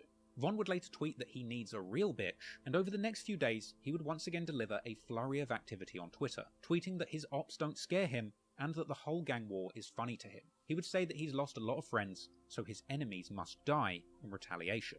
Von would also tweet saying that people wouldn't believe the things that he does in the streets. Yeah, this shit and saying crazy. that he will never This is tell. next level Von would stupid. even copy K.I.'s earlier tweet from the week before her murder about people not getting the picture until you put them in the frame, as well as tweeting at her saying he misses his old girl. Von was clearly in a celebratory mood following the murder of K.I., and he would go on to make post after post referencing the ongoing gang war, posting tributes to T. Roy, telling his incarcerated friend that he was going crazy on the streets while he was locked up. Von was seemingly proud of himself for all he was achieving in the streets at this point. He would seemingly update his body count to 6, openly tweeting "homicide in the air" and that he made 6 people extinct for playing hard. Von would even post his own mugshot saying they should have never freed him because he's a menace. He tweeted that he put people's brains in their lap and asked his followers if they would still be there for him when he gets 100 years in jail. Von would suggest that he is only competing in kill counts with T-Roy, suggesting that those two were the most deadly people in the streets at this time, and he would claim to wake up in the morning thinking of nothing but killing people. Other rappers and well-known figures around Chicago drill would continue to tweet congratulating King Von after this murder, people like Lil Reese and Boss Top, and Von would also tweet on April the 28th that there's only 2 places for a man like him, presumably jail or hell. Clearly, he must have had an inkling, as he would end up being picked up in connection to the murder the following day, on the 29th of April. But Von would never be formally charged with K.I.'s murder. He would deny even knowing her and would initially offer to do a polygraph test, as well as providing a loose alibi, relying on a woman claiming that she had been with him the entire day of the murder. Combine that with the fact that Von had apparently checked in with his parole officer just an hour before the murder worked in his favour, despite the crime scene being only 35 minutes from the parole office, meaning that Von had over 25 minutes spare to get there and kill K.I. immediately after signing in with his PO. As a result of these slick maneuvers, Von would indeed be released the next day and face no further consequences in this situation. And he would tweet that he beat that case like Rocky and that he was in a good mood, showing love to everyone but the ops. That was followed by him tweeting laughing faces and saying that he was grateful to be free and that he's too real. A few days later, Von would be tweeting that he beats bodies and that he doesn't plan on going to prison, as well as seemingly referencing K.I.'s resemblance to Snoop from The Wire and calling her a dead op. Years later, Von would even go on to brag about killing K.I. on songs after he started rapping, famously saying on the track War With Us that he put a pretty op bitch in the morgue, you can call her drop dead gorgeous, as well as saying that he keeps a strap like K.I. on the song GTA. For years following this murder, people, including myself, speculated on whether King Von had killed K.I., or whether it was the work of fellow O-Block hitter Big A, who reportedly went by the nickname ASCII, or Ask K.I., after her death, suggesting that he had something to do with her killing. But in lyrics to King Von's leaked song Wait, he seemingly rapped about the day that he caught K.I., with lyrics a lot of people believe would allude to Von jumping out of the car and chasing K.I. down the alley, with Big A being the driver. Von would also rap on the song Cousins that he kills women and men and can't tell the difference. But it wasn't just Von. Lil Durk would also rap in December of 2014, the year that K.I. was killed, on the song War with E-Day, seemingly suggesting that he had owned a gun that was used in K.I.'s murder. Now, rapping about someone that you killed is one thing, but King Von actually went on to do one of the most psychopathic things I have ever seen. Because on May the 23rd, 2019, a documentary about K.I. would air on A&E titled Secret Life of a Gang Girl. This piece goes in depth into the life of K.I., exploring her motivations to become a gang member despite being a petite young woman, as well as interviewing some of the people that knew her during this time. And that documentary about K.I. would interview none other than King Von, who was featured prominently in the documentary, and if you ask me, he was just straight up trolling the TV crew, who clearly hadn't done their homework. Von would appear in the show, portraying himself as having been an infatuated admirer pursuing K.I. for nothing but romantic reasons. And the fact that the film crew didn't even have an inkling that Von was responsible is just crazy to me. And it's not like the info that he killed K.I. wasn't already circulating out there at this point, because while Von is in jail for his next murder in 2016, word of his story as a shooter in the Chicago gang war would spread on the edgy message board 4chan, where a gang-obsessed 4chan member would claim to have accessed K.I.'s private DMs, exposing those private messages which we already saw between King Von and K.I.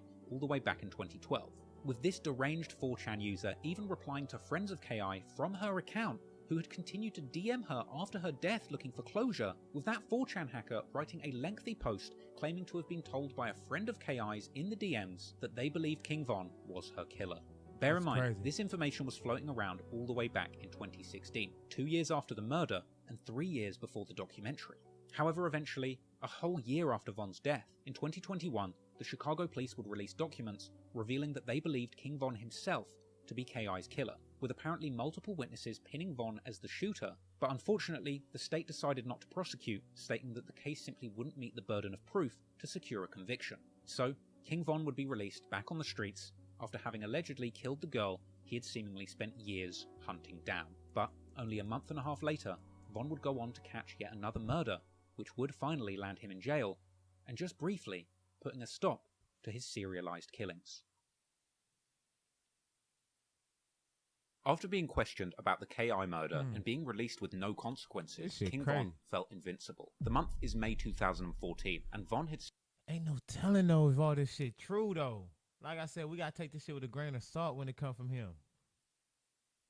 Seemingly killed a total of 6 people at this point. As usual, he'd be on Twitter non-stop, hinting at his actions in the streets, asking God for forgiveness for killing his ops, and saying that he shoots first and asks questions later. He would tweet that he's in a different league when it comes to killing, and others need to catch up, and telling the world that he's always armed and ready for his ops. Clearly Von was active in the streets, as well as on Twitter, claiming to be driving through his ops area literally as he was tweeting, and saying that he has an itchy trigger finger. Von would claim that anybody can get smoked for the right price or cause, warning his ops not to come near him or he will shoot. Von would claim to never be putting his gun down because too many people have died in the gang war, taunting his ops, saying he knows that they want him, but it's not his time to die. Von would even repost a viral clip from WorldStar titled "When Keeping It Real Goes Wrong," a video apparently showing a group of people filming themselves going to Chief Keef's neighborhood and getting shot at. A clip that people would later claim was actually King Von doing the shooting. I mean, just imagine having the balls to shoot at people and then retweet the WorldStar video of you shooting at them. The same day as this, Von would claim that he's buying guns with 100-round magazines and wondering who he's going to shoot, as well as saying that he'd been gangbanging all day and now he's tired out. The following day, Von would tweet saying that others wouldn't do half of the stuff that he's done and plans to do in the streets, and Von would say that he plans to keep scoring until he wins. Only 2 days after that, Von would find himself attempting to score again. On the 29th of May, 2014, an afternoon party would be going on at 5722 South LaSalle Street. Von would attend this party where he spotted 2 members from the rival gang. At this point, the mother of the person whose birthday party it was apparently told Von not to start trouble in her house, with Von saying that he wouldn't and leaving. Von would leave the party and go and get a friend, Big Mike, apparently telling another person who was still at the party on the phone that he was coming back and that they should take the children inside. Von and Big Mike would return to that party, parking down the street and approaching a group of 3 men outside the house, opening fire. 3 of those men would be hit by gunshots, whilst Von chased them, allegedly yelling, "Why are you running?" And when the shooting stopped, a 19-year-old man by the name of Malcolm Stuckey would be declared dead with a gunshot wound to the head. The Chicago police would respond to the shooting at 6:10 p.m, arriving on the scene where police were pictured securing the location around Malcolm's body. Apparently Von was... Sheesh. That's crazy. Let's see this. Let's get off of this.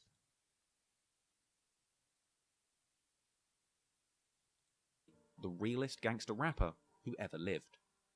The realest. Now, this might be factual. After being acquitted of all... Or you might be the dumbest. Because you're the only nigga to put it all on social media. So you might just be dumb. It's a lot of real niggas out here rapping. You just might be the dumbest nigga. all charges in the murder of Malcolm Stuckey, King Von would walk out of jail a free man once again around the 6th of December 2017, being seen walking fresh out of the gates on social media.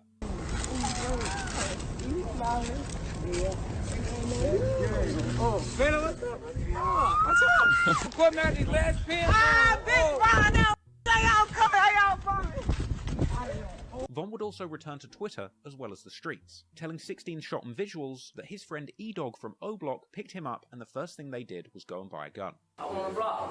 Who can give me E-Dog? I want on the block.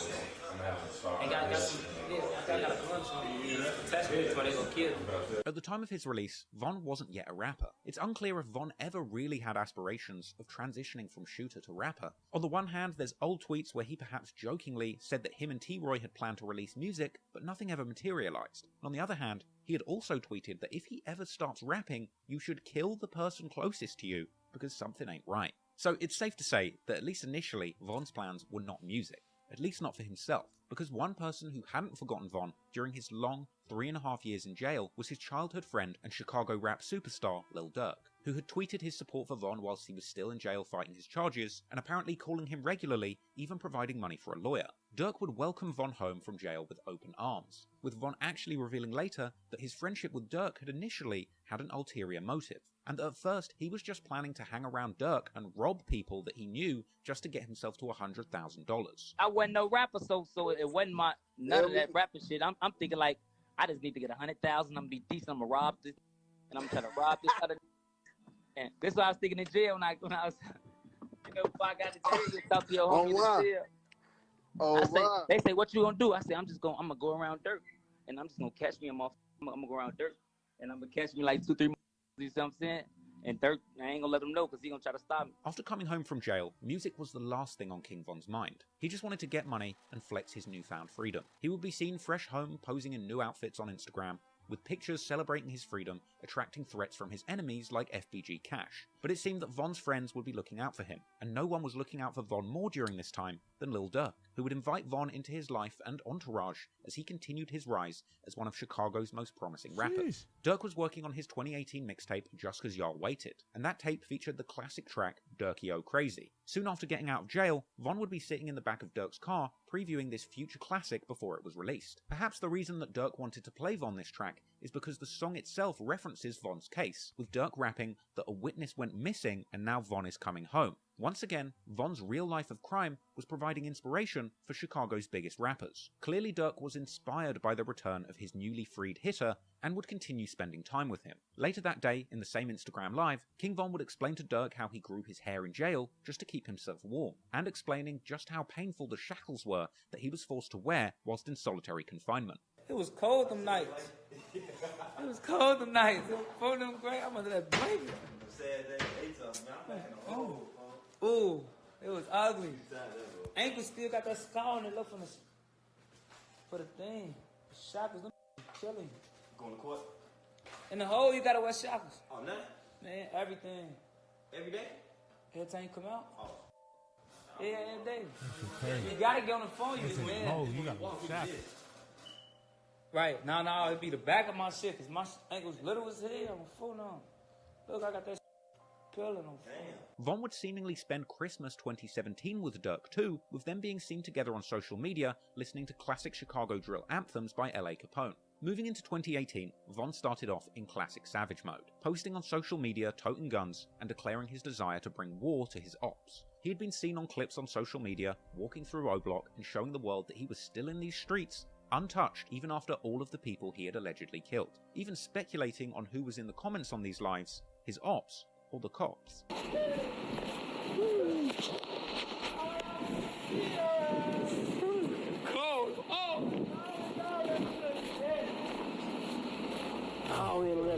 shit, we don't see that. And when the target was spotted, those two men ran up, opening fire, killing both the target as well as an innocent bystander that was just there sweeping up outside the restaurant. And once again, the shooting and immediate aftermath were captured on CCTV footage and by witnesses in clips that are far too grisly to show you on YouTube. Both men shot in the incident were pronounced dead at the University of Chicago Hospital, with the news even later reporting on this assassination. This morning are looking for the gunman who killed two men overnight. They were standing outside of a store in the city's Woodlawn neighborhood when someone started shooting. A 43-year-old man was shot in the chest. He died at the hospital. The other victim, a 22-year-old, also died. Police say the 22-year-old is a known gang member and was the intended target. King Von would go live on the same day as this double murder, alongside Memo 600, while still in Atlanta with Lil Durk's team. And in this live, King Von would set out to poke fun at his murdered rivals immediately after they were killed. And let's not forget, only days before this, King Von tweeted that you can't disrespect the dead unless you played a role in killing them. With that in mind, King Von's livestream after the murder was truly a masterclass in self-incrimination. They would start the live off lighting a blunt and saying that their smoking can't get right and asking the viewers what just happened. There you go. Can't get right. There you go. There you go. Cause I can't get right. Alright, now, everybody, not at one time. What just happened? Dang, What just happened? A lot of glizzies and F. Oh, you right there with your hand. You tell me what happened. Who got killed? That's what I'm asking y'all. Who got killed, gang? Yeah. Can't get right, got killed. Merge. Can't get right. Hey, somebody show me a picture. I don't think I know y'all talking about. Is this can't get... Is that can't get right? Hold on, is this him? Is this Or can't get right? This ain't called snitching. I'm just trying to get verified. Get verification. From here, people start commenting, "Can't get up," and it seems that the O-Block hitters are so amused by this wordplay, they essentially confess to being involved in the murder on the spot. They tell some can't get up. Oh They always make some shit before we do it. They beat us to it every time. Y'all should start killing people. Oh, Cause y'all be doing this. You doing the name. Oh, Steve, this thing crazy. After this, we see the crew say that it's 2 people down and that they're going to have to roll another one, whoever it is, seemingly unaware that it was an innocent cleaner who was killed in the incident. They said 2 down. Dang. 2 men. That no, I can't On take David, 2. they said it on both our lives. I could barely On take David. 2 pieces? I could take one. Somebody roll another one. Can't. Whoever else got hit. They even started reacting mockingly to the ops posting long tributes to their fallen friend on Instagram in real time in this live. See that paragraph under that picture, you know it's over. Damn, best friend, you just told me to pop out. I remember back in the days when You just told me to pop out, best friend. Why the f you do me like this? You bogus as hell. They ain't try to. They gonna be dissing you. You better not get done like that. From here, Von and his friends would continue mocking the ops by specific block and saying that the FN gave him a fresh fade like Lil Boosie. Steady taking losses. STL, steady taking losses. Motherfucker gave him a fresh fade, Boosie Boost. Hey, why did they even put him on Front Street like he was even like that though? Then King Von comes back and says straight up that Man must have known he was going to die and that no one will care he's gone. He probably knew he was gonna die. He did. I wish I could talk to him for that. Don't nobody even care about Can't Get Right like that. I don't think they gonna slide like that. I don't think nothing finna happen because of that. So they finna waste the rest of their money on that. We ain't even gonna act like nothing finna happen. Just y'all go in the house.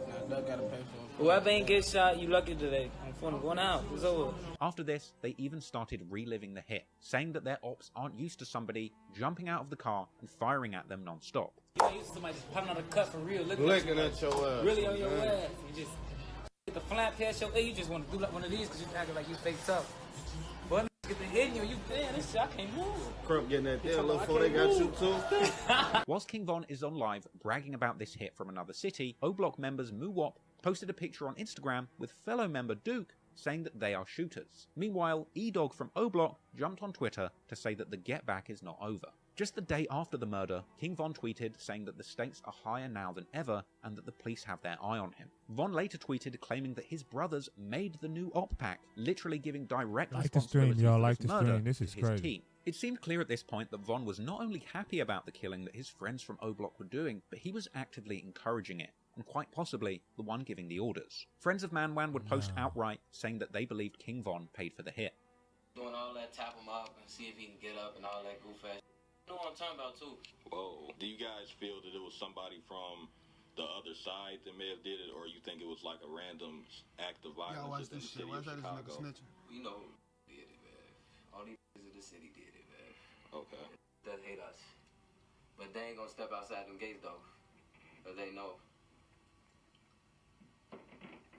King Von. We gonna say his name. King Von. But Von honestly didn't seem to care about anything at this point. And despite the fact that word was spreading that he was the That's shot caller snitching. in Get That Gang's murders, Von wasn't trying to keep this a secret.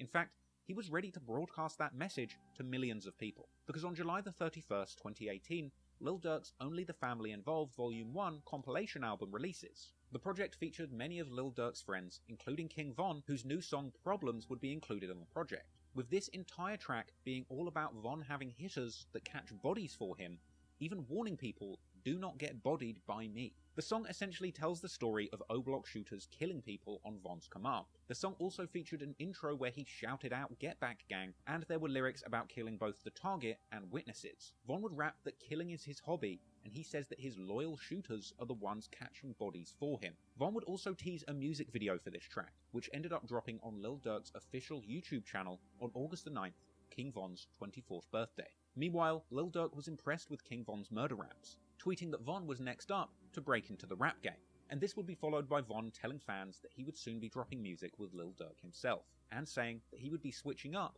and not associating with anyone he used to know. Once this song with Dirk drop, I'm acting like I don't know none of y'all. I'm acting for money. I'm changing up.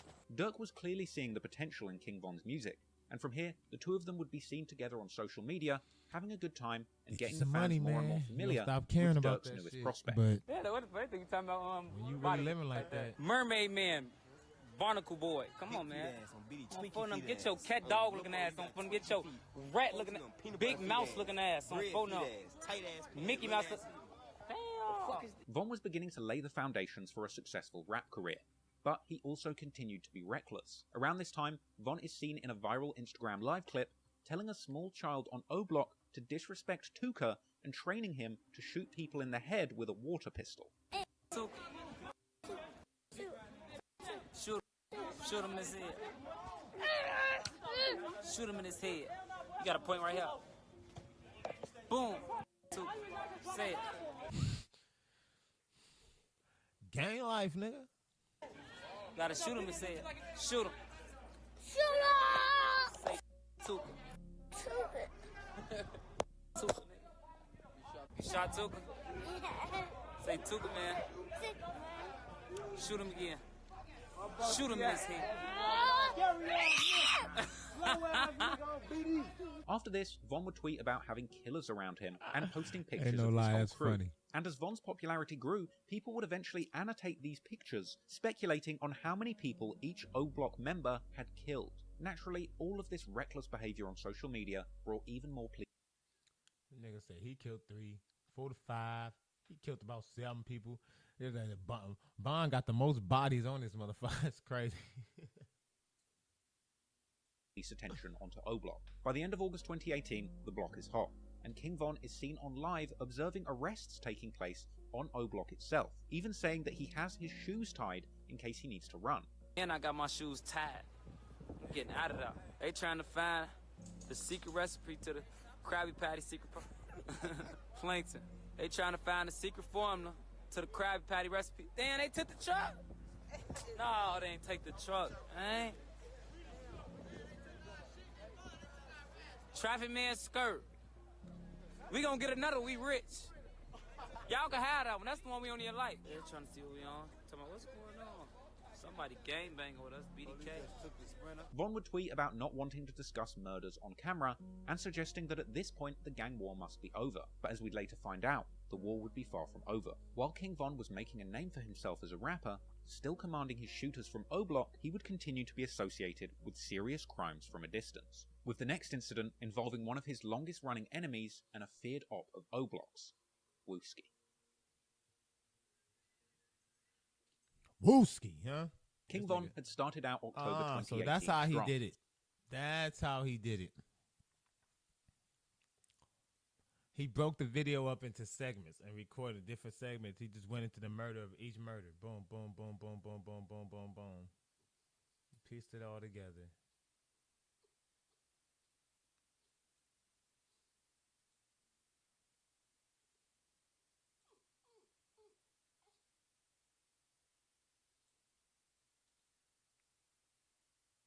let's see. I don't give a fuck about Wooski. In the head, Wooski is still alive today in 2023 and still posting on Instagram. In fact, Wooski would indeed outlive King Von, just like he had promised him on Twitter in 2012, the day before Boss Trell died. But for the time being, Wooski would take a step back from the beef with Von and O-Block, and a newly charged King Von would go all in on his rap career, continuing to roll with Lil Durk and going on to record song after song about living the lifestyle of a shot-calling killer. Okay, he got his foot up. Know what's going on, Put man. your foot down.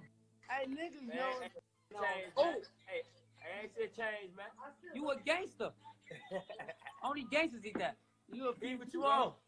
You look nice. You looking real like You it's look Channel like a Left. PG like us, a player gangster. Damn, Channel Left man. Violence was continuing to play out in the streets, and Von was loving it, because he would continue taking the details of killings his crew were allegedly involved in and placing them into musical gangbanging anthems. Just after a week after the Dusky shooting on October the 18th, he dropped a new song called War With Us. Okay, let's see.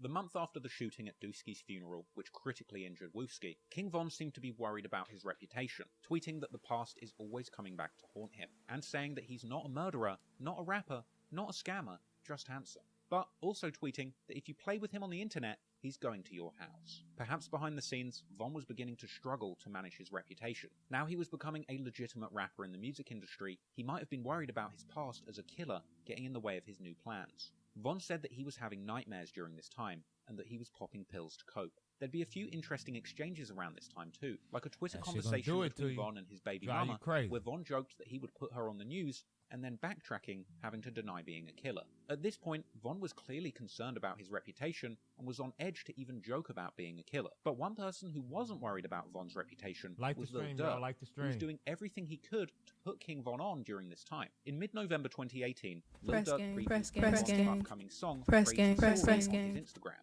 Fans knew that something huge was coming. Lil Durk was taking Von to parties to rub shoulders with other huge rappers in the industry like YNW Melly and Roddy Ricch, even taking an enthusiastic King Von to the studio to hang out with Gunna. Hey, Durk, subscribe to the channel. Gunna.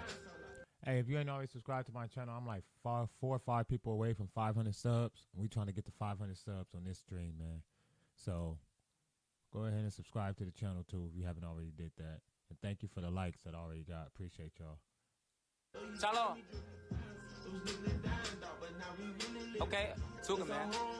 Durk would even bring King Von along to his interviews, with Lil Durk's November 2018 visit to the Breakfast Club being one of the first times that the mainstream music listening public got a glimpse of King Von, and this would end up being a legendary appearance. Clearly doing all he could to put the spotlight on his friend and artist, Durk had brought Von onto one of the most famous rap interview shows in the world. What's your artist name, bro? King Von. What's up, sir? What's up with John? Welcome, welcome, welcome. Durk would tell Charlemagne that he wanted to sign Von because of the backstory behind him, with Charlemagne not being quite prepared for the realness when Von started talking about beating his murder charge. What made you want to sign King Von? Cause he got a whole story behind him. What's the story? What's your story?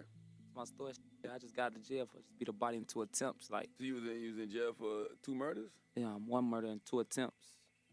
I just beat. How you beat that? What you mean? I mean, you didn't do it clearly, but I mean, like how? I mean, like, you know, jury, yeah, look, you know. In the interview, you could visibly see Lil Durk trying to look out for Von, and covering his tracks after Charlemagne began asking Von if he actually did the murder, with Durk butting in, saying that Von beat it because he didn't do it. You gonna beat it. You gonna beat it if you didn't do it. That's all. Von would go on to say that he can't get a normal job in Chicago because he's Von, done what's so the deal, much bro? dirt in the streets that if he was seen working a normal job, he would probably be killed on sight. It's like, I can't work no job in Chicago, you see what I'm saying? Like, Why not? Why couldn't you work a job in Chicago? I got a face card. Like, I can't. Oh, I got you. People like, know you. say if I'm behind the counter at McDonald's, somebody coming out there do something crazy. Yeah. Then, at the end of the interview, as Von was explaining to Charlemagne that he had no plans after jail because he's got no experience doing anything, suddenly Durk begins to cough, seemingly giving Von an indication not to say anything incriminating about his former life as a killer. What other plans did you have other than rap? I ain't had no plan. That's the thing. Like, you get out, you got a lot of shit on your mind, so you getting that. What to do. It's like back to the streets. Mm-hmm. Have you ever no been experiences doing nothing. I ain't, you know. Word. This interview was also the perfect opportunity for Von to promote his upcoming hit song, Crazy Story. Crazy Story drop like sometime this week coming up. Sometime like any day. Von would go on to tease the music video for Crazy Story, telling fans that he has a movie coming. and he would even surprise himself with the amount of comments that he got on the post about the song. Von would go on to release the audio for Crazy Story on December the 6th, 2018, just one day before the 1-year anniversary of him beating his murder case. Von would claim around this time to be making chess moves in the hopes that he would win at life, and his next move would indeed be a big one, with the full-blown music video for Crazy Story dropping on WorldStar on the 11th of December. Von himself would be amazed at racking up a whopping 110,000 views in his first day, but the appeal of Crazy Story was undeniable. It was a storytelling type song where Von would use his lyrics to tell an entire narrative, telling the story of himself plotting an armed robbery on a rich drug dealer and using a woman to set them up. But the robbery would go wrong. I think Von was trying to, hey look, I think this nigga might have been trying to go to jail. I think y'all just don't know. He probably was trying to get back up in that bitch. This nigga was giving up too much evidence. That nigga Von was trying to get up in there, man. Like, every time he did something, that nigga was leaving breadcrumbs. I want you to know it's me. That nigga was leaving a trail. With the track ending in a shootout, and the entire story playing out in the cinematic music video for the song, with Von playing the main character and narrator.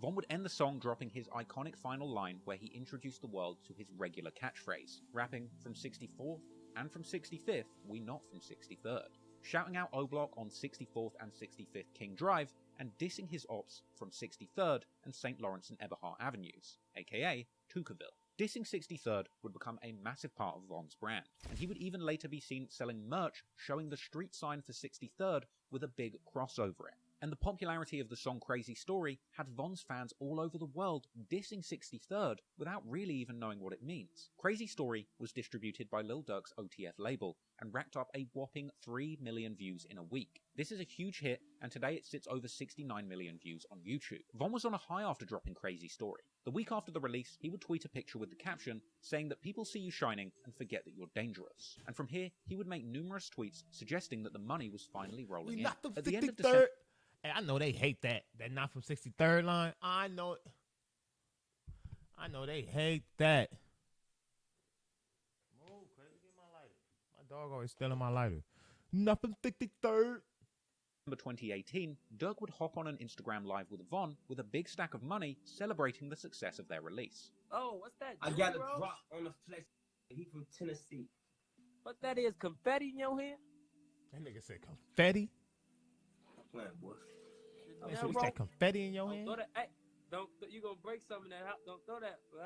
Then in the new year, King Von would begin performing his hit song at live shows, even reacting on Twitter to his new song playing on the radio, suggesting that some people might have been shocked when they heard him coming out of their car stereo.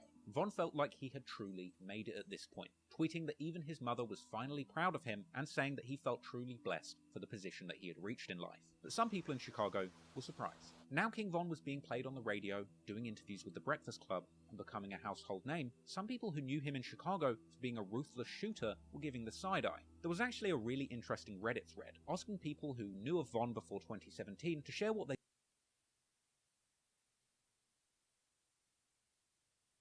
see. People that knew of King Von for 20, what up with your reaction when he got out and blew up? thought when they saw him getting success in the music industry. Some said that they thought when he first started rapping he wouldn't get anywhere, but then when he kept progressing, it seemed like his life was a real movie. Whilst another person would say, 100% I could not believe it. When Durk took him on Breakfast Club, it was so surreal, and he almost admitted to murder on there too. But still, I never thought he would blow up. Then Crazy Story came out and started picking up steam, and it was like, dear God, this literal gang assassin is being played at NFL stadiums. Off the back of the success of Crazy Story, King Von would begin going even harder in his music, with his next track getting even more disrespectful to the ops. On January the 9th, 2019, Mimo 600 and King Von would drop their new track, Exposing Me, and in the song Von mentions Wooski getting shot in the head. He says that he's put in so much work in the street that Get Back Gang will now look out for him. He says outright that he was a killer before the rap, and saying, I swear I killed her, broke her back, a possible reference to K.I.'s murder. He would say that he's smoking Tuka and Lil Mark, and Von even shouts out an old friend from O-Block, DQ, as his shooter, suggesting that he will call a hit and have DQ shoot someone for him. It seemed like the more violent and real Von's music got, the more fans flocked to him. But since the success of his Crazy Story, and being brought under the wing of successful Chicago drill rap legend Lil Durk, Von was spending a lot of time away from the mean streets of Chicago that he had rapped about, instead beginning to get used to living the high life of a successful rapper like Durk. Rather than jumping in stolen cars and doing drills, Von was seen with Dirk jumping off of luxury yachts, seemingly surrounded by people who knew his reputation well. Okay, Dirk, it's on you now. This Dirk scared. This scared. Okay, Von. This scared. Yeah, I'm a bitch. Look at Von. He too scared. Get wild, B-Roy. They talking about Von, he scared to jump. They out here talking about you, all that savage, and you scared to jump in the water. But all of the success Von was seeing didn't seem to change who he really was underneath. It seemed like Dirk was doing his best to take a killer out of a dangerous environment and turn him into a good person and rapper. But perhaps Lil Durk didn't realize that he was also inviting that killer energy into his legitimate rap career. Because on February the 5th, 2019, around 5:49 AM, Lil Durk and King Von were allegedly outside Atlanta restaurant The Varsity. Here, an altercation would take place in the parking lot where allegedly Lil Durk and King Von, along with fellow OTF affiliate THF Bezu and another Chicago native named Hella Bands, would allegedly shoot and rob a man by the name of Alexander Witherspoon, allegedly targeting him for $30,000 cash that he had on him at the time. Detectives would later claim that a video showed Lil Durk shooting out of his own personal car, a custom Jeep Trackhawk with a camouflage wrap and a large 300 on the sign that he was known to own.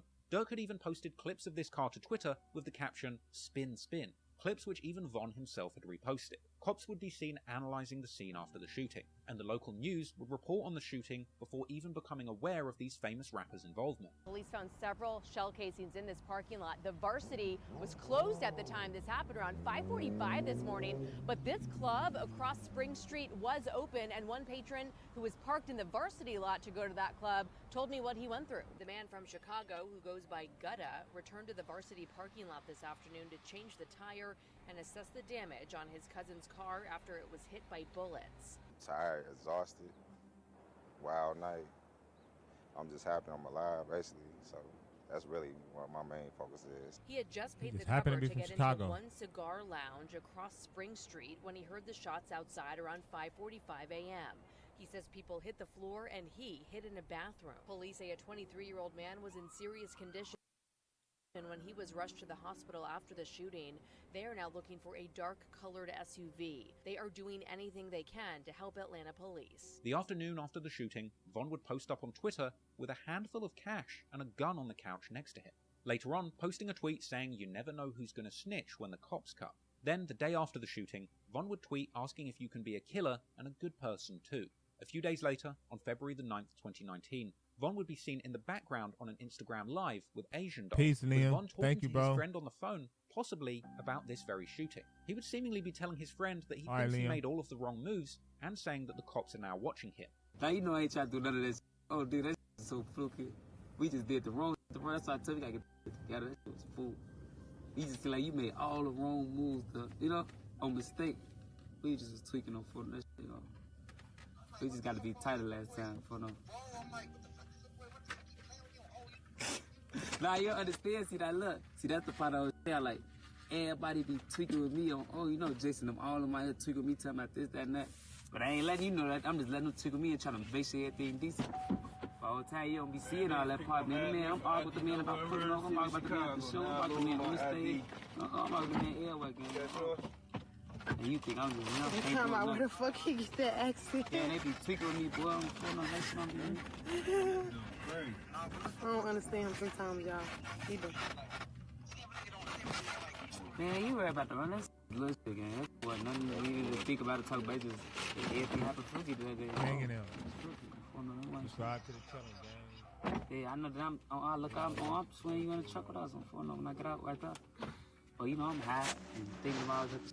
But clearly, Von wasn't too worried about the cops watching because he would tweet on February the 21st that he was ready to catch another body. And the day after, Von jumps on a reckless IG Live with fans, showing off all the money he had apparently made from features, dissing Tuka, and saying that he's not a rapper, just a gangster who raps for the money. Hey, this feature, man, I just picked this up, little folks. What, you about to drink some, smoke some? Nah, I'm gonna smoke Tuka. You know who Tuka is? No, what is that?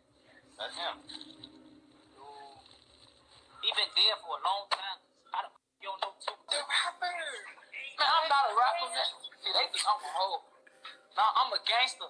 I just rap because they be giving me While cops were slowly piecing together the facts about the shooting, Von was continuing with his rap career, without sparing a thought to how much self-incrimination he was doing to himself at the time. On February the 28th, Von drops a feature on Dari's song, Gang Only, where he raps he has a lot of bodies, even saying that on his first murder, the victim thought it was a robbery. Around a week later, on March the 5th, 2019, King Von's song Wait unofficially leaks. That track has some brazen lyrics, where he says that he has more bodies than the killer from Scream, as well as admitting that he shot up Dunbar School with L.A. Capone, something he had tweeted about prior. He would also say that he remembers his first murder and saying that he missed a bunch of shots, but now his aim is better.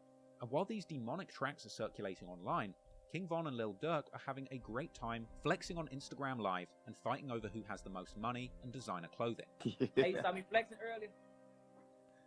No, man, I was too busy. Nickname Popeye. Popeye, no spinach. Yeah. Come on. Hold on. Damn. I was too busy. No. Get your what? I just what? know. What? This Damn. I don't play. I just married myself to death. Flies. That shit don't matter though. You over there with 20 on? Huh? You over there with $20? Don't try to count my don't count my pockets on phone number. Hey, what you on though? Damn. You do it too much. Them GBS's in them things. That's a couple belts. Hey, I'm saying. $5.50 a piece. You still flexing? Hey, got these Chanel right here. Later on in this live, Von would joke to Lil Durk, saying that he was smoking on Lil Mark and Tuka. I'm right here kicking with Lil Mark. Dirty ass. Damn. Marky. That shit we so much yesterday, man. Marky. I never like sleep in the studio. Lil Mark. Tuka, nigga, y'all know what the f going on. I don't know about this.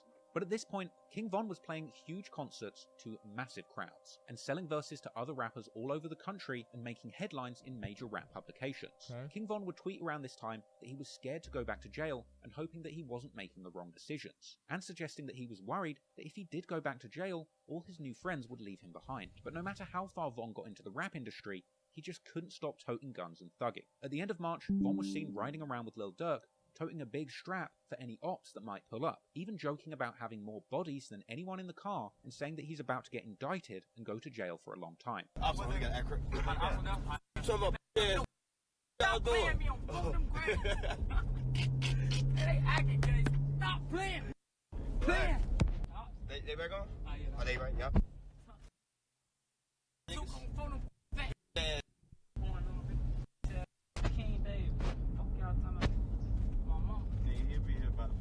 Up and down we go. And I got more whites than got this low back up, man. He get excited in his Late. It's over. Look, you know I'm coming out. Look. After this, Durk had whoever was behind the wheel driving incredibly fast in that Jeep Trackhawk, with Von seemingly in fear of his life and joking that his gun is about to go off. That's up good. Up and down we go. I don't even go crazy. And this whole king. Whoa. Riding in that steam, in that two-seater, riding with a thought. Damn, you ain't no get to this cuz. Hey, you gonna do? Stop! Stop doing that, man. Put this motherfucker down. Stop playing, man. It's not out, man. I quit. Nah, cuz. You dragging.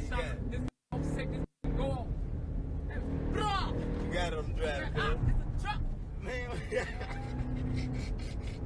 Oh, my ears working out. I'll talk to my fans for this. Yeah. I love y'all. Everybody on here. I love y'all. What you talking about, boy? Hold on. Oh, man, Slow down, cuz. See that shit. All Track that. being yet another self-incrimination fest. Von raps on the song that he used to do murder for hire, and he says that he shoots people in the face and is 7-1 on beating murder cases. Von even ended the song so we see saying all that the that. last person So that let's came get to to his this part. That's Up there the in the square, last look. part. You know, I ain't saying nothing to her. She was looking decent and she was looking good. But I ain't saying nothing to her. And she was right there hooping and shit. Then they ain't had no jewelry and all that shit, no money like that. So I'm like, she had a big ass Gucci glasses, Gucci this and Gucci that. And we was playing basketball against Meek and them, me and Dirk. Oh. Dirk had just got signed to my label, Alamo. So they're like, Asian, we having a celebrity basketball game. Do you want to do it? I'm like, hell yeah. I'll play basketball because they know I used to play basketball. So when they told me who to play, they like Meek Mill, Dirt. But so I remember Vaughn playing basketball. They playing, we sit on the side. He was playing so much rough. I'm like, why the f*** is he so rough? He was playing rough, y'all. Like, he was rough. Like, he was jumping up. He was doing all type of rough shit. He probably was trying to show out the whole time for me. I ain't know. I'm looking at his ass like he crazy. Apparently, King Von would see Asian Doll again in the studio and at a release party with Lil Durk, where they would flirt and eventually agree to go on a date. But then I see her again at the studio. She did a feature with Durk, and I'm steady flirting with her, trying to talk to her. She laughed and shit. Then I see her again. Now I'm fake drunk at the release party for Durk album. I see her, but I ain't know she was fake talking to somebody else right there. But I'm on her. I'm off the whatever the licking and shit. So I'm grabbing her hands, trying to talk to her. Vaughn just kept bothering me. And then I'm just like, bro, who is this boy? He just kept bothering me, bro. Bothering me. We walking out, y'all. I don't even know this man. This man got his hand around my waist. I'm like, whoa. Now, I take Durk's phone, I get in his DM, like, talk to my brother. Ooh. And then she DM talking from to Durk. him. I mean, talk to my brother. Ooh, I'm taking that DM and shit. It's him. That's She said, hilarious. yeah. I was like, no. I said no a million times. No, bitch. I said no so much I got tired of saying no. I'm like, let me go on a date with you. As soon as I said okay, this man Vaughn called me in seconds. She sent the number and I was saying she live in Atlanta. Now, I go to the crib. Now, Durk out of town. He left his truck in my car. He got a track car. That raw. So I got Durk's car today. So I go pick up and I tell her I'm going to take her out and King Von would actually pick up Asian for their first date in Lil Durk's Jeep Trackhawk, the very same truck that they caught their attempted murder charge in Atlanta. But in the end, the date between Asian Doll and King Von was apparently a success. You know I ain't slow. I knew the Durk car. I ain't thinking like, oh my God, he got a car. They got 300 on it. I'm like, that's per car. Because I had already seen Durk post a car. But it was so cute because I'm like, these sticking together, that's crazy. They like, Durk helping him out, letting him to the car for the weekend just so it can impress me. So I got a little money. I only had I was double time, like $600 in my shit. And a little outfit, a nice little outfit. I put that on. Took some of Durk cologne and shit. Took his car shower and go pick up, took out to eat and shit. So he came pick me up. He kept calling, making sure I was gonna get ready. He like, get ready. After the day you get cold. So he had his jacket on. He was trying to give me his jacket, but he was cold. So I just got under his jacket with him. And then it's like my chest touched his chest. Our hearts touched each other's hearts. Everything just connected when I hugged him after the first date. And then we went to the house. They would make a connection and eventually make their relationship official. Asian Doll would even release a song called Grandson about King Von on Valentine's Day 2019, with him appearing in the music video. In a March 2019 interview with Lil Durk, a shy King Von would reveal publicly that he was indeed dating Asian Doll. King Von, I'm saying he in a relationship too. Shout out Asian Doll. Okay. Yeah, he go in, yeah. You heard it here, man. He looking at you like, come on, man. Von would go on to drop light-hearted tweets about his super savage friends laughing at people who only knew him online as Asian Doll's boyfriend. But the two of them would indeed be an item, and she would need to deal with the baggage of dating a super savage. When Von got arrested for attempted murder, Asian would be in tears over her boyfriend's incarceration. I've been on the plane for 20 hours. Everybody. I was crying. I miss my boyfriend, my husband, everything. But I'm better. Mother was bad in bed. One of his friends, 600 Breezy, would congratulate King Von publicly for sleeping with his ops baby mother and saying rapper K, suggesting that Von and his friends were looking to see NBA YoungBoy dead. However, Jania would take to social media to deny the rumors and say that she was simply working on music with Von to make money for her son. We walked to the table to play the little game after my studio session, and I went home. That's it. Y'all trying to make stories out of nothing. I don't that man. Like I said, I don't with no nigga. I've been working. We have a song coming out. Y'all wasn't supposed to know, but it is what it is now. We have a song coming out. So when the song come out, y'all gonna with it. Just know it's hard as I'm just trying to get my money to take care of my son. Period. On top of that, DMs would also circulate suggesting that Von had indeed only worked on music with Jania to make Asian Doll mad. However, Asian would later come out and claim that the story wasn't true about them working on a song together, suggesting that she had actually found romantic DMs between Von and the mother of Youngboy's child. Nah, I've seen that in them DMs. I've been seeing. None of this not a surprise. So all that songs, that dead. You on dick. The day after those pictures of Von's rendezvous with Jania surfaced, Youngboy would post a picture with a caption saying that he's going to make sure that his son grows up and sleeps with King Von's daughter since he's trolling him with his baby mother. And while this was all going on, another Chicago Black Disciple rapper close to King Von, Lil Reese, was claiming to be planning to beat up NBA Youngboy's artist Quando Rondo. Quando would reply to this, saying that Reese won't do nothing. A few weeks after this, King Von would seemingly threaten Youngboy and Quando Rondo, tweeting on September the 7th, 2020, that he hopes that God has room up there for more dead people. This seemingly provoked a response from Quando Rondo's right-hand man Lil Tim the next day, who warned Von and people from Chicago about messing with Quando. And this would seemingly be followed by a response from King Von the next day, tweeting, reminding the world that he has been fighting his whole life and that he hits hard as hell. The same day that all of this is going on with Von and Jania, NBA Youngboy would drop a snippet of an unreleased song. This song later turns out to be the track Dead Trolls, and in this song, Youngboy claims, like Von, to be responsible for 7 murders, and rapping that he's going to catch someone from out of town who is chasing after a girl and kill them. Youngboy would also rap that his ops are mad because they can't get a feature from him. Perhaps a hint to a potentially uncleared collaboration between the two artists being held back by Youngboy, as one of King Von's earlier tweets seemed to suggest. Some people would later claim that this song actually predicted King Von's death, with one lyric saying that he's planning to kill someone in Atlanta after a show. But chances are, that's just a creepy coincidence. But it's no coincidence that Youngboy dropped this snippet the very day that Von was running around with the mother of his child. A day later, Von would tweet claiming not to have a girlfriend and to simply be focusing on his career. But a few days after that, Von would tease a snippet of a new song of his own, a track titled Too Real. In this song, he would rap that he's going to expose somebody and that he's going to kill somebody because of a rap beef. Then, in September, Von would jump on Instagram Live to address his ongoing beef with NBA Youngboy, saying that he's not in beefs in the music industry and that he doesn't want to beef in other states, but also saying that he will beef people for no reason if they don't like him. Look, for everybody, I ain't into it, nobody, you hear me? Towards the people I've been had beef with in the streets, you know what I'm saying? I wouldn't be in tour with nobody from all in another town for no reason. Like, you gotta be in tour with somebody for a reason. Just know we in tour, gang, okay? Let's see, Skip. Nothing. They don't have to do with me, gang. Nothing.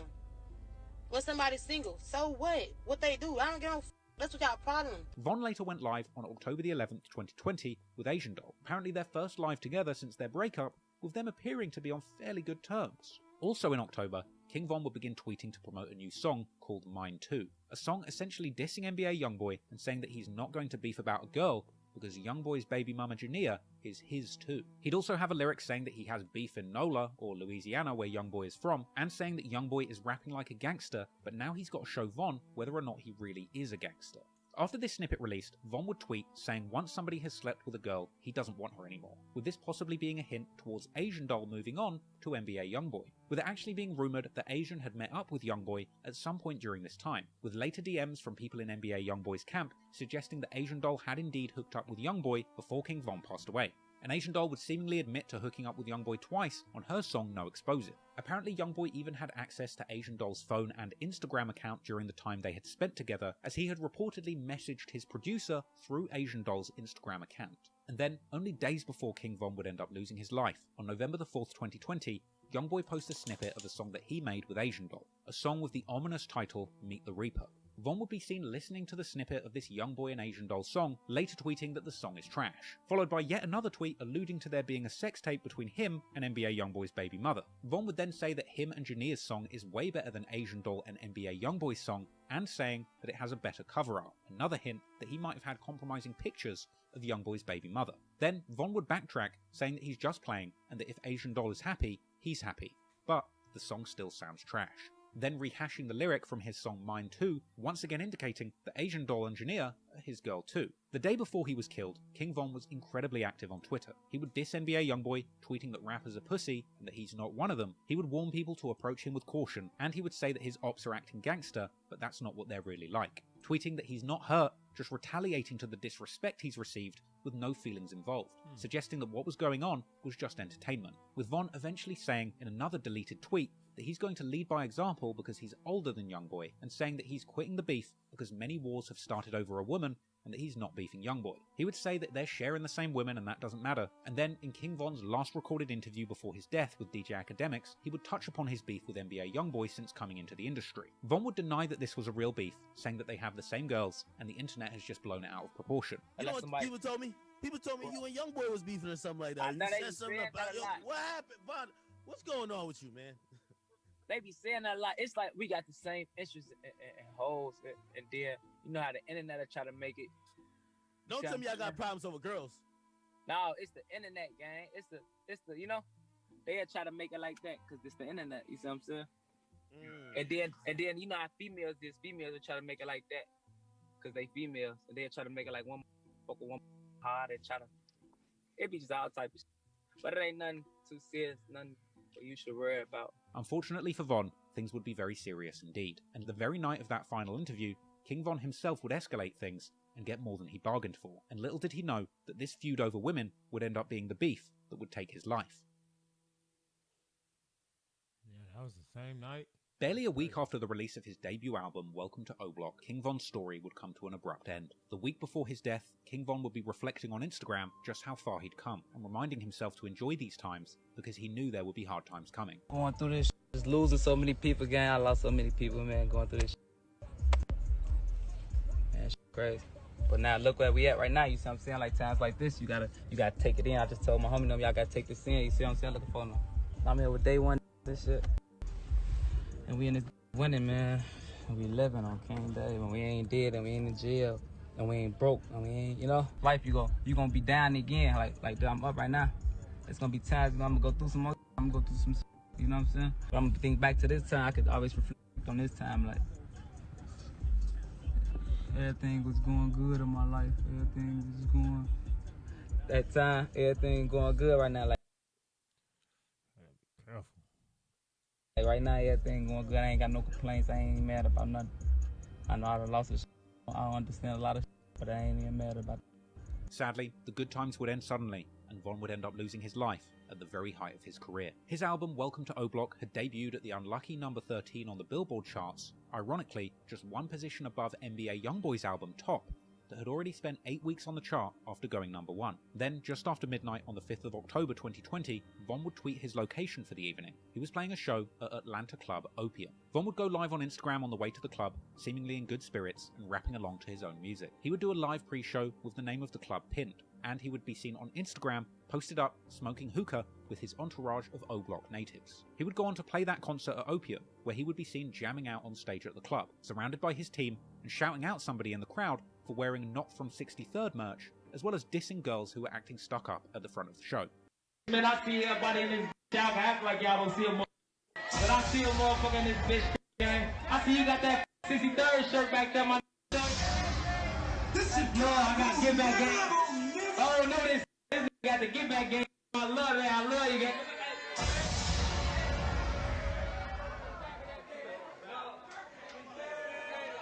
Hey, you know, it's all love in this tee up shit. I done dropped that on that Welcome to Roadblock. That going crazy. I don't want to thank nobody. You know what the going on.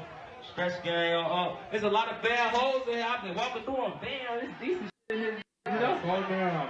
You know, we trying to party and have fun in this bitch. I ain't gonna lie. We got the little bougie. They acting bougie right here. They right here. Y'all better stop that, man. So we finna tee up. I got DJ Bands in this.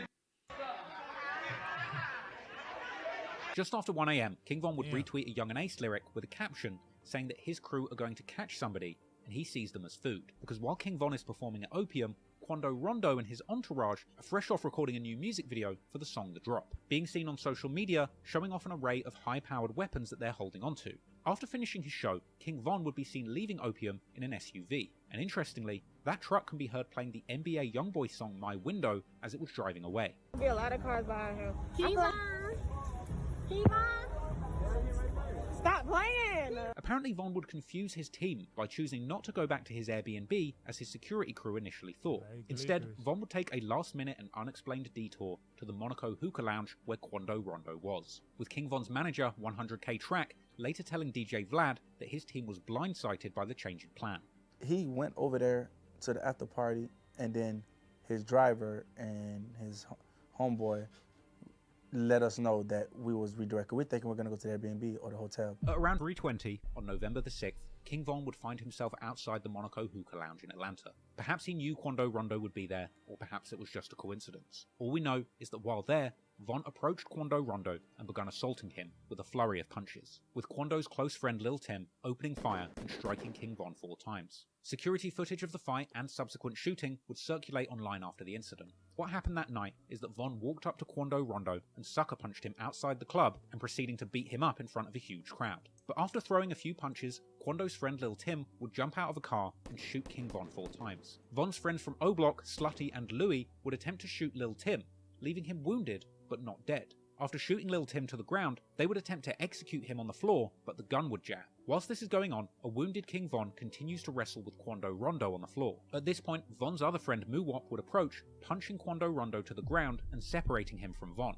Meanwhile, after failing to execute Lil Tim, Slutty and Louie would attempt to flee the scene, without realizing that they were running directly towards undercover police officers who would open fire, believing that their lives were in danger too. The police would kill Slutty and leave Louie in critical condition. Muwop and other O-Block members would drag King Von's limp body to a waiting car and rush him to the hospital. But what's even more crazy is that Quando Rondo would take Lil Tim to the very same hospital that King Von and his team were at, with Quando Rondo even going live showing himself trying to get Tim into the hospital and get assistance. PHF Bezu would later post saying that he'd seen Quando at the hospital, suggesting that they would have shot him if he didn't start recording. But ultimately, King Von would be rushed into emergency surgery in critical condition after the shooting. He would ultimately die in hospital, with media all around the world waking up to the news and reporting on his death. Yeah, Rick and Sean, according to GBI, rapper King Von and his group were at Opium nightclub before making their way here to Monaco Hookah Lounge, then to the parking lot where chaos ensued. Believe it or not, this all playing out right in front of 2 Atlanta police officers. One of them was actually inside his patrol car or next to his patrol car with his blue lights on. APD responding, attempting to stop the shooting, but it was too late. It hit like the one officer that did respond. He tried to protect himself and stop what was going on. The investigation on this shootout will continue. No officers were injured during this incident. According to GBI, this is the 82nd officer-involved shooting that they've been requested to investigate in 2020. After King Von died, some of the friends of people Von was rumoured to have killed would post on social media. Billionaire Black would post a picture of Modell McCambry, and the person who was shot with Modell the night he was killed posted a picture of FBG Duck, saying that Duck would be happy greeting Von in the afterlife. P5, aka Crack's cousin, would post on Facebook saying that he had been praying for the day that King Von would be killed, whilst other friends of Crack would post tributes now that their friend's killer was no longer alive. Apparently, Crack's little brother would even post saying that they caught 2 of the 3 people who were present when Crack was killed, and suggesting that they were disappointed not to be the ones who killed Von. Outside of Chicago, affiliates of NBA YoungBoy like Big B would mock King Von in an Instagram story, saying that it was funny that he was the one who started the beef and dissing NBA YoungBoy, and now he was the one dead. The joke's on you, you're dissing, now you're getting wrapped down. Yeah. Yeah.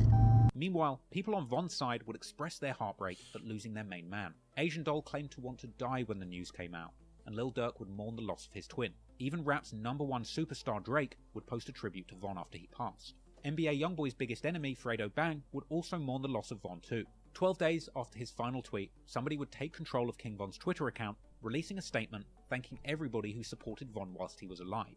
There would be a media frenzy around King Von's death. Funeral homes were also refusing to take King Von's body due to fears of violence at the ceremony. And when the family finally found a place that was willing to host the funeral for Chicago's most famous killer, they were forced to have it at 1 day's notice. Eventually, Von would get the peaceful burial his family had hoped for, with Von being laid to rest in Chicago on November the 14th, 2020, with pictures of Von's funeral program and casket being posted on social media. But being such a divisive figure in Chicago gang politics, Von's enemies continue to disrespect his gravesite to this very day. Naturally, Von's death sparked a strong response from many of his supporters. 600 Breezy claimed to be headed to NBA YoungBoy's hood at 150 miles an hour with the Steppers. BJ, who was also shot the night that King Von was killed, would also post saying that their ops are cursed now that O Block is after them. Meanwhile, NBA YoungBoy affiliate Michi replied and said that people only really slide in silence. Right there all day, nigga, doing no hell, scary, nigga, doing all that capping, get on that,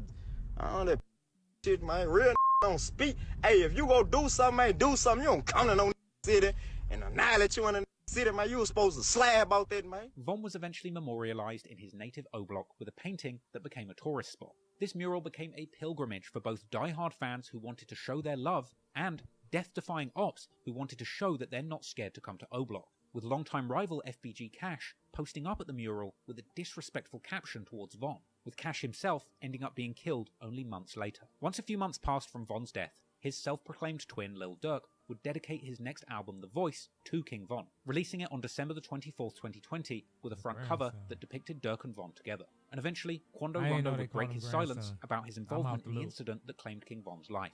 On the 20th of November 2020, Quando Rondo releases the song End of Story, a song that's title is a disrespectful play on Von's most popular song, Crazy Story. And in the song, Quando touches on the incident that ended up taking King Von's life, expressing frustration about being judged and saying that other people's friends wouldn't have defended him like Lil Tim did, as well as essentially dissing King Von and his friends, saying, "Blood on your brother on the ground, go pick your mans up," as well as rapping that him and Tim are claiming self-defense and that Von should have never put his hands on Quando. He would also claim that this situation led to $1 million bounty being put on his head. And following the release of this song, he would also elaborate further on the events that unfolded that night in an extended interview with Angela Yee, speaking on the situation, saying that the night that Von was killed, he thought he was just letting a group of random people walk past before being suddenly sucker punched by Von. Like, I'm thinking it's some regular individual. Next thing you know, a nigga hit me. Quando would say that the entire incident felt like an out-of-body experience to him. It's like I had an out-of-body experience. Quando would also claim that the moment that King Von came over and started to fight with him, he felt like the devil was coming to get him. Like, it's like the devil was coming to get me, like... Quando explained to Angela... Nah, that's lame as fuck. Shut up, bro. That Lil Tim was his day one homie and he would protect him from anything. One thing about it, he gonna protect me with anything, which anybody should do. Apparently, while the gunshots were going off, Quando says that he prayed, unaware of what was going on and only coming to his senses after both Von and Tim had been shot. On some out loud screaming jive, like out of body experience. It's like everything went back normal and I've been back down. Quando was adamant that he didn't even know that it was King Von that he'd been fighting until the next day. I didn't know this was him. And, ma'am, I swear to God, on my soul, ma'am, like, ma'am. Quando would also say that he didn't know about the beef between YoungBoy's camp and King Von's camp when this all went down. Cause I know dude just dropped the tape. Like, was they trying to do something to me? Just boost him up or like, what? I don't know. You just don't know where. You just don't know where it came from. You have no idea. However, unfortunately for Quando Rondo, there would be more tragedies headed his way personally following the death of Von. In the aftermath, Quando Rondo and his team would be a frequent target of what appeared to be revenge attacks. He would be targeted in a shooting at a convenience store in Georgia on the 2nd of May 2021, luckily escaping without injury. But in the next incident, Quando would be less lucky. On August the 20th, 2022, Quando Rondo and his entourage would be targeted in a shooting in Los Angeles, an incident which left his close friend Lil Pab dead and a devastated Quando Rondo being recorded at the scene in the immediate aftermath. King Von's life was one of extremes. He grew up in extreme poverty with a major disadvantage. He found himself being drugged into the extremely violent streets of Chicago, and he ended up being allegedly one of the most violent killers in O Block's history. By the time he died, he had been connected to at least 11 murders that I've read about, but ultimately we'll probably never know the full extent of Von's activities in the streets. There's no doubt that Von was a prolific gangbanger and shooter, but having spent so much time analysing him and the things that he did in his life, it's hard to ignore the pleasure and pride that he seemed to get, not just from killing, but being known as a killer. An everyday gang member or even mob hitman tends to kill for survival or money. But for Von, reading all of his tweets and lyrics, it's clear that he derived a great deal of psychological pleasure from the killings that he was associated with. It seemed like he was more satisfied by carrying out a hit in the streets than making a hit record. And perhaps that's why, when he got rich and famous as a rapper, he couldn't leave that in the past, because he wasn't killing to survive, He was killing for fun and gaining satisfaction from the whole world knowing what he had done. There was no reason for Von to take so much pleasure in the murder of Can't Get Right, and there really was no reason for Von to put a $100,000 bounty on FBG Duck's head. Von would have been a millionaire by this point, and FBG Duck was also a successful rapper in his own right. Duck wasn't a threat to the survival of Von or any of his friends at this point. No, to Von, Duck was just another trophy, another body on his tally, another score on the board. Sadly, many people look up to King Von for what he did in the streets, but I don't think that's much different from how other serial killers seem to get idolized. Someone like Jeffrey Dahmer was known for targeting black gay men in his community, partly due to the fact that he knew he could get away with it. And when it comes to King Von's alleged victims, it seems like he had a type too. Young black men, women from the same poor and overpopulated area he was from. Because... Nah, bro. Two totally different things, bro. See, that's a reach. Nah, that's a reach. All of this is a reach. Perhaps like Jeffrey Dahmer, Von knew that the cops simply didn't care enough to solve these crimes, so he knew he would get away with it. And he did get away with it. For his entire life. Von would beat every murder investigation that his name was ever placed in. But if he was alive today, he very well may have been facing a life in prison for his role in the killing of FBG Duck. Von gave the world a lot of great music that told one of the most unique and raw stories to have ever come out of the Chicago drill scene. Von will definitely be remembered as one of the biggest and best rappers to ever emerge out of the city. He made great music, but also did terrible things. And so realistically, he'll probably also be remembered as rap's very first serial killer. All right. All right. All right. We got through it. Now, what y'all think? Fuck it. I don't know, but what y'all think, man?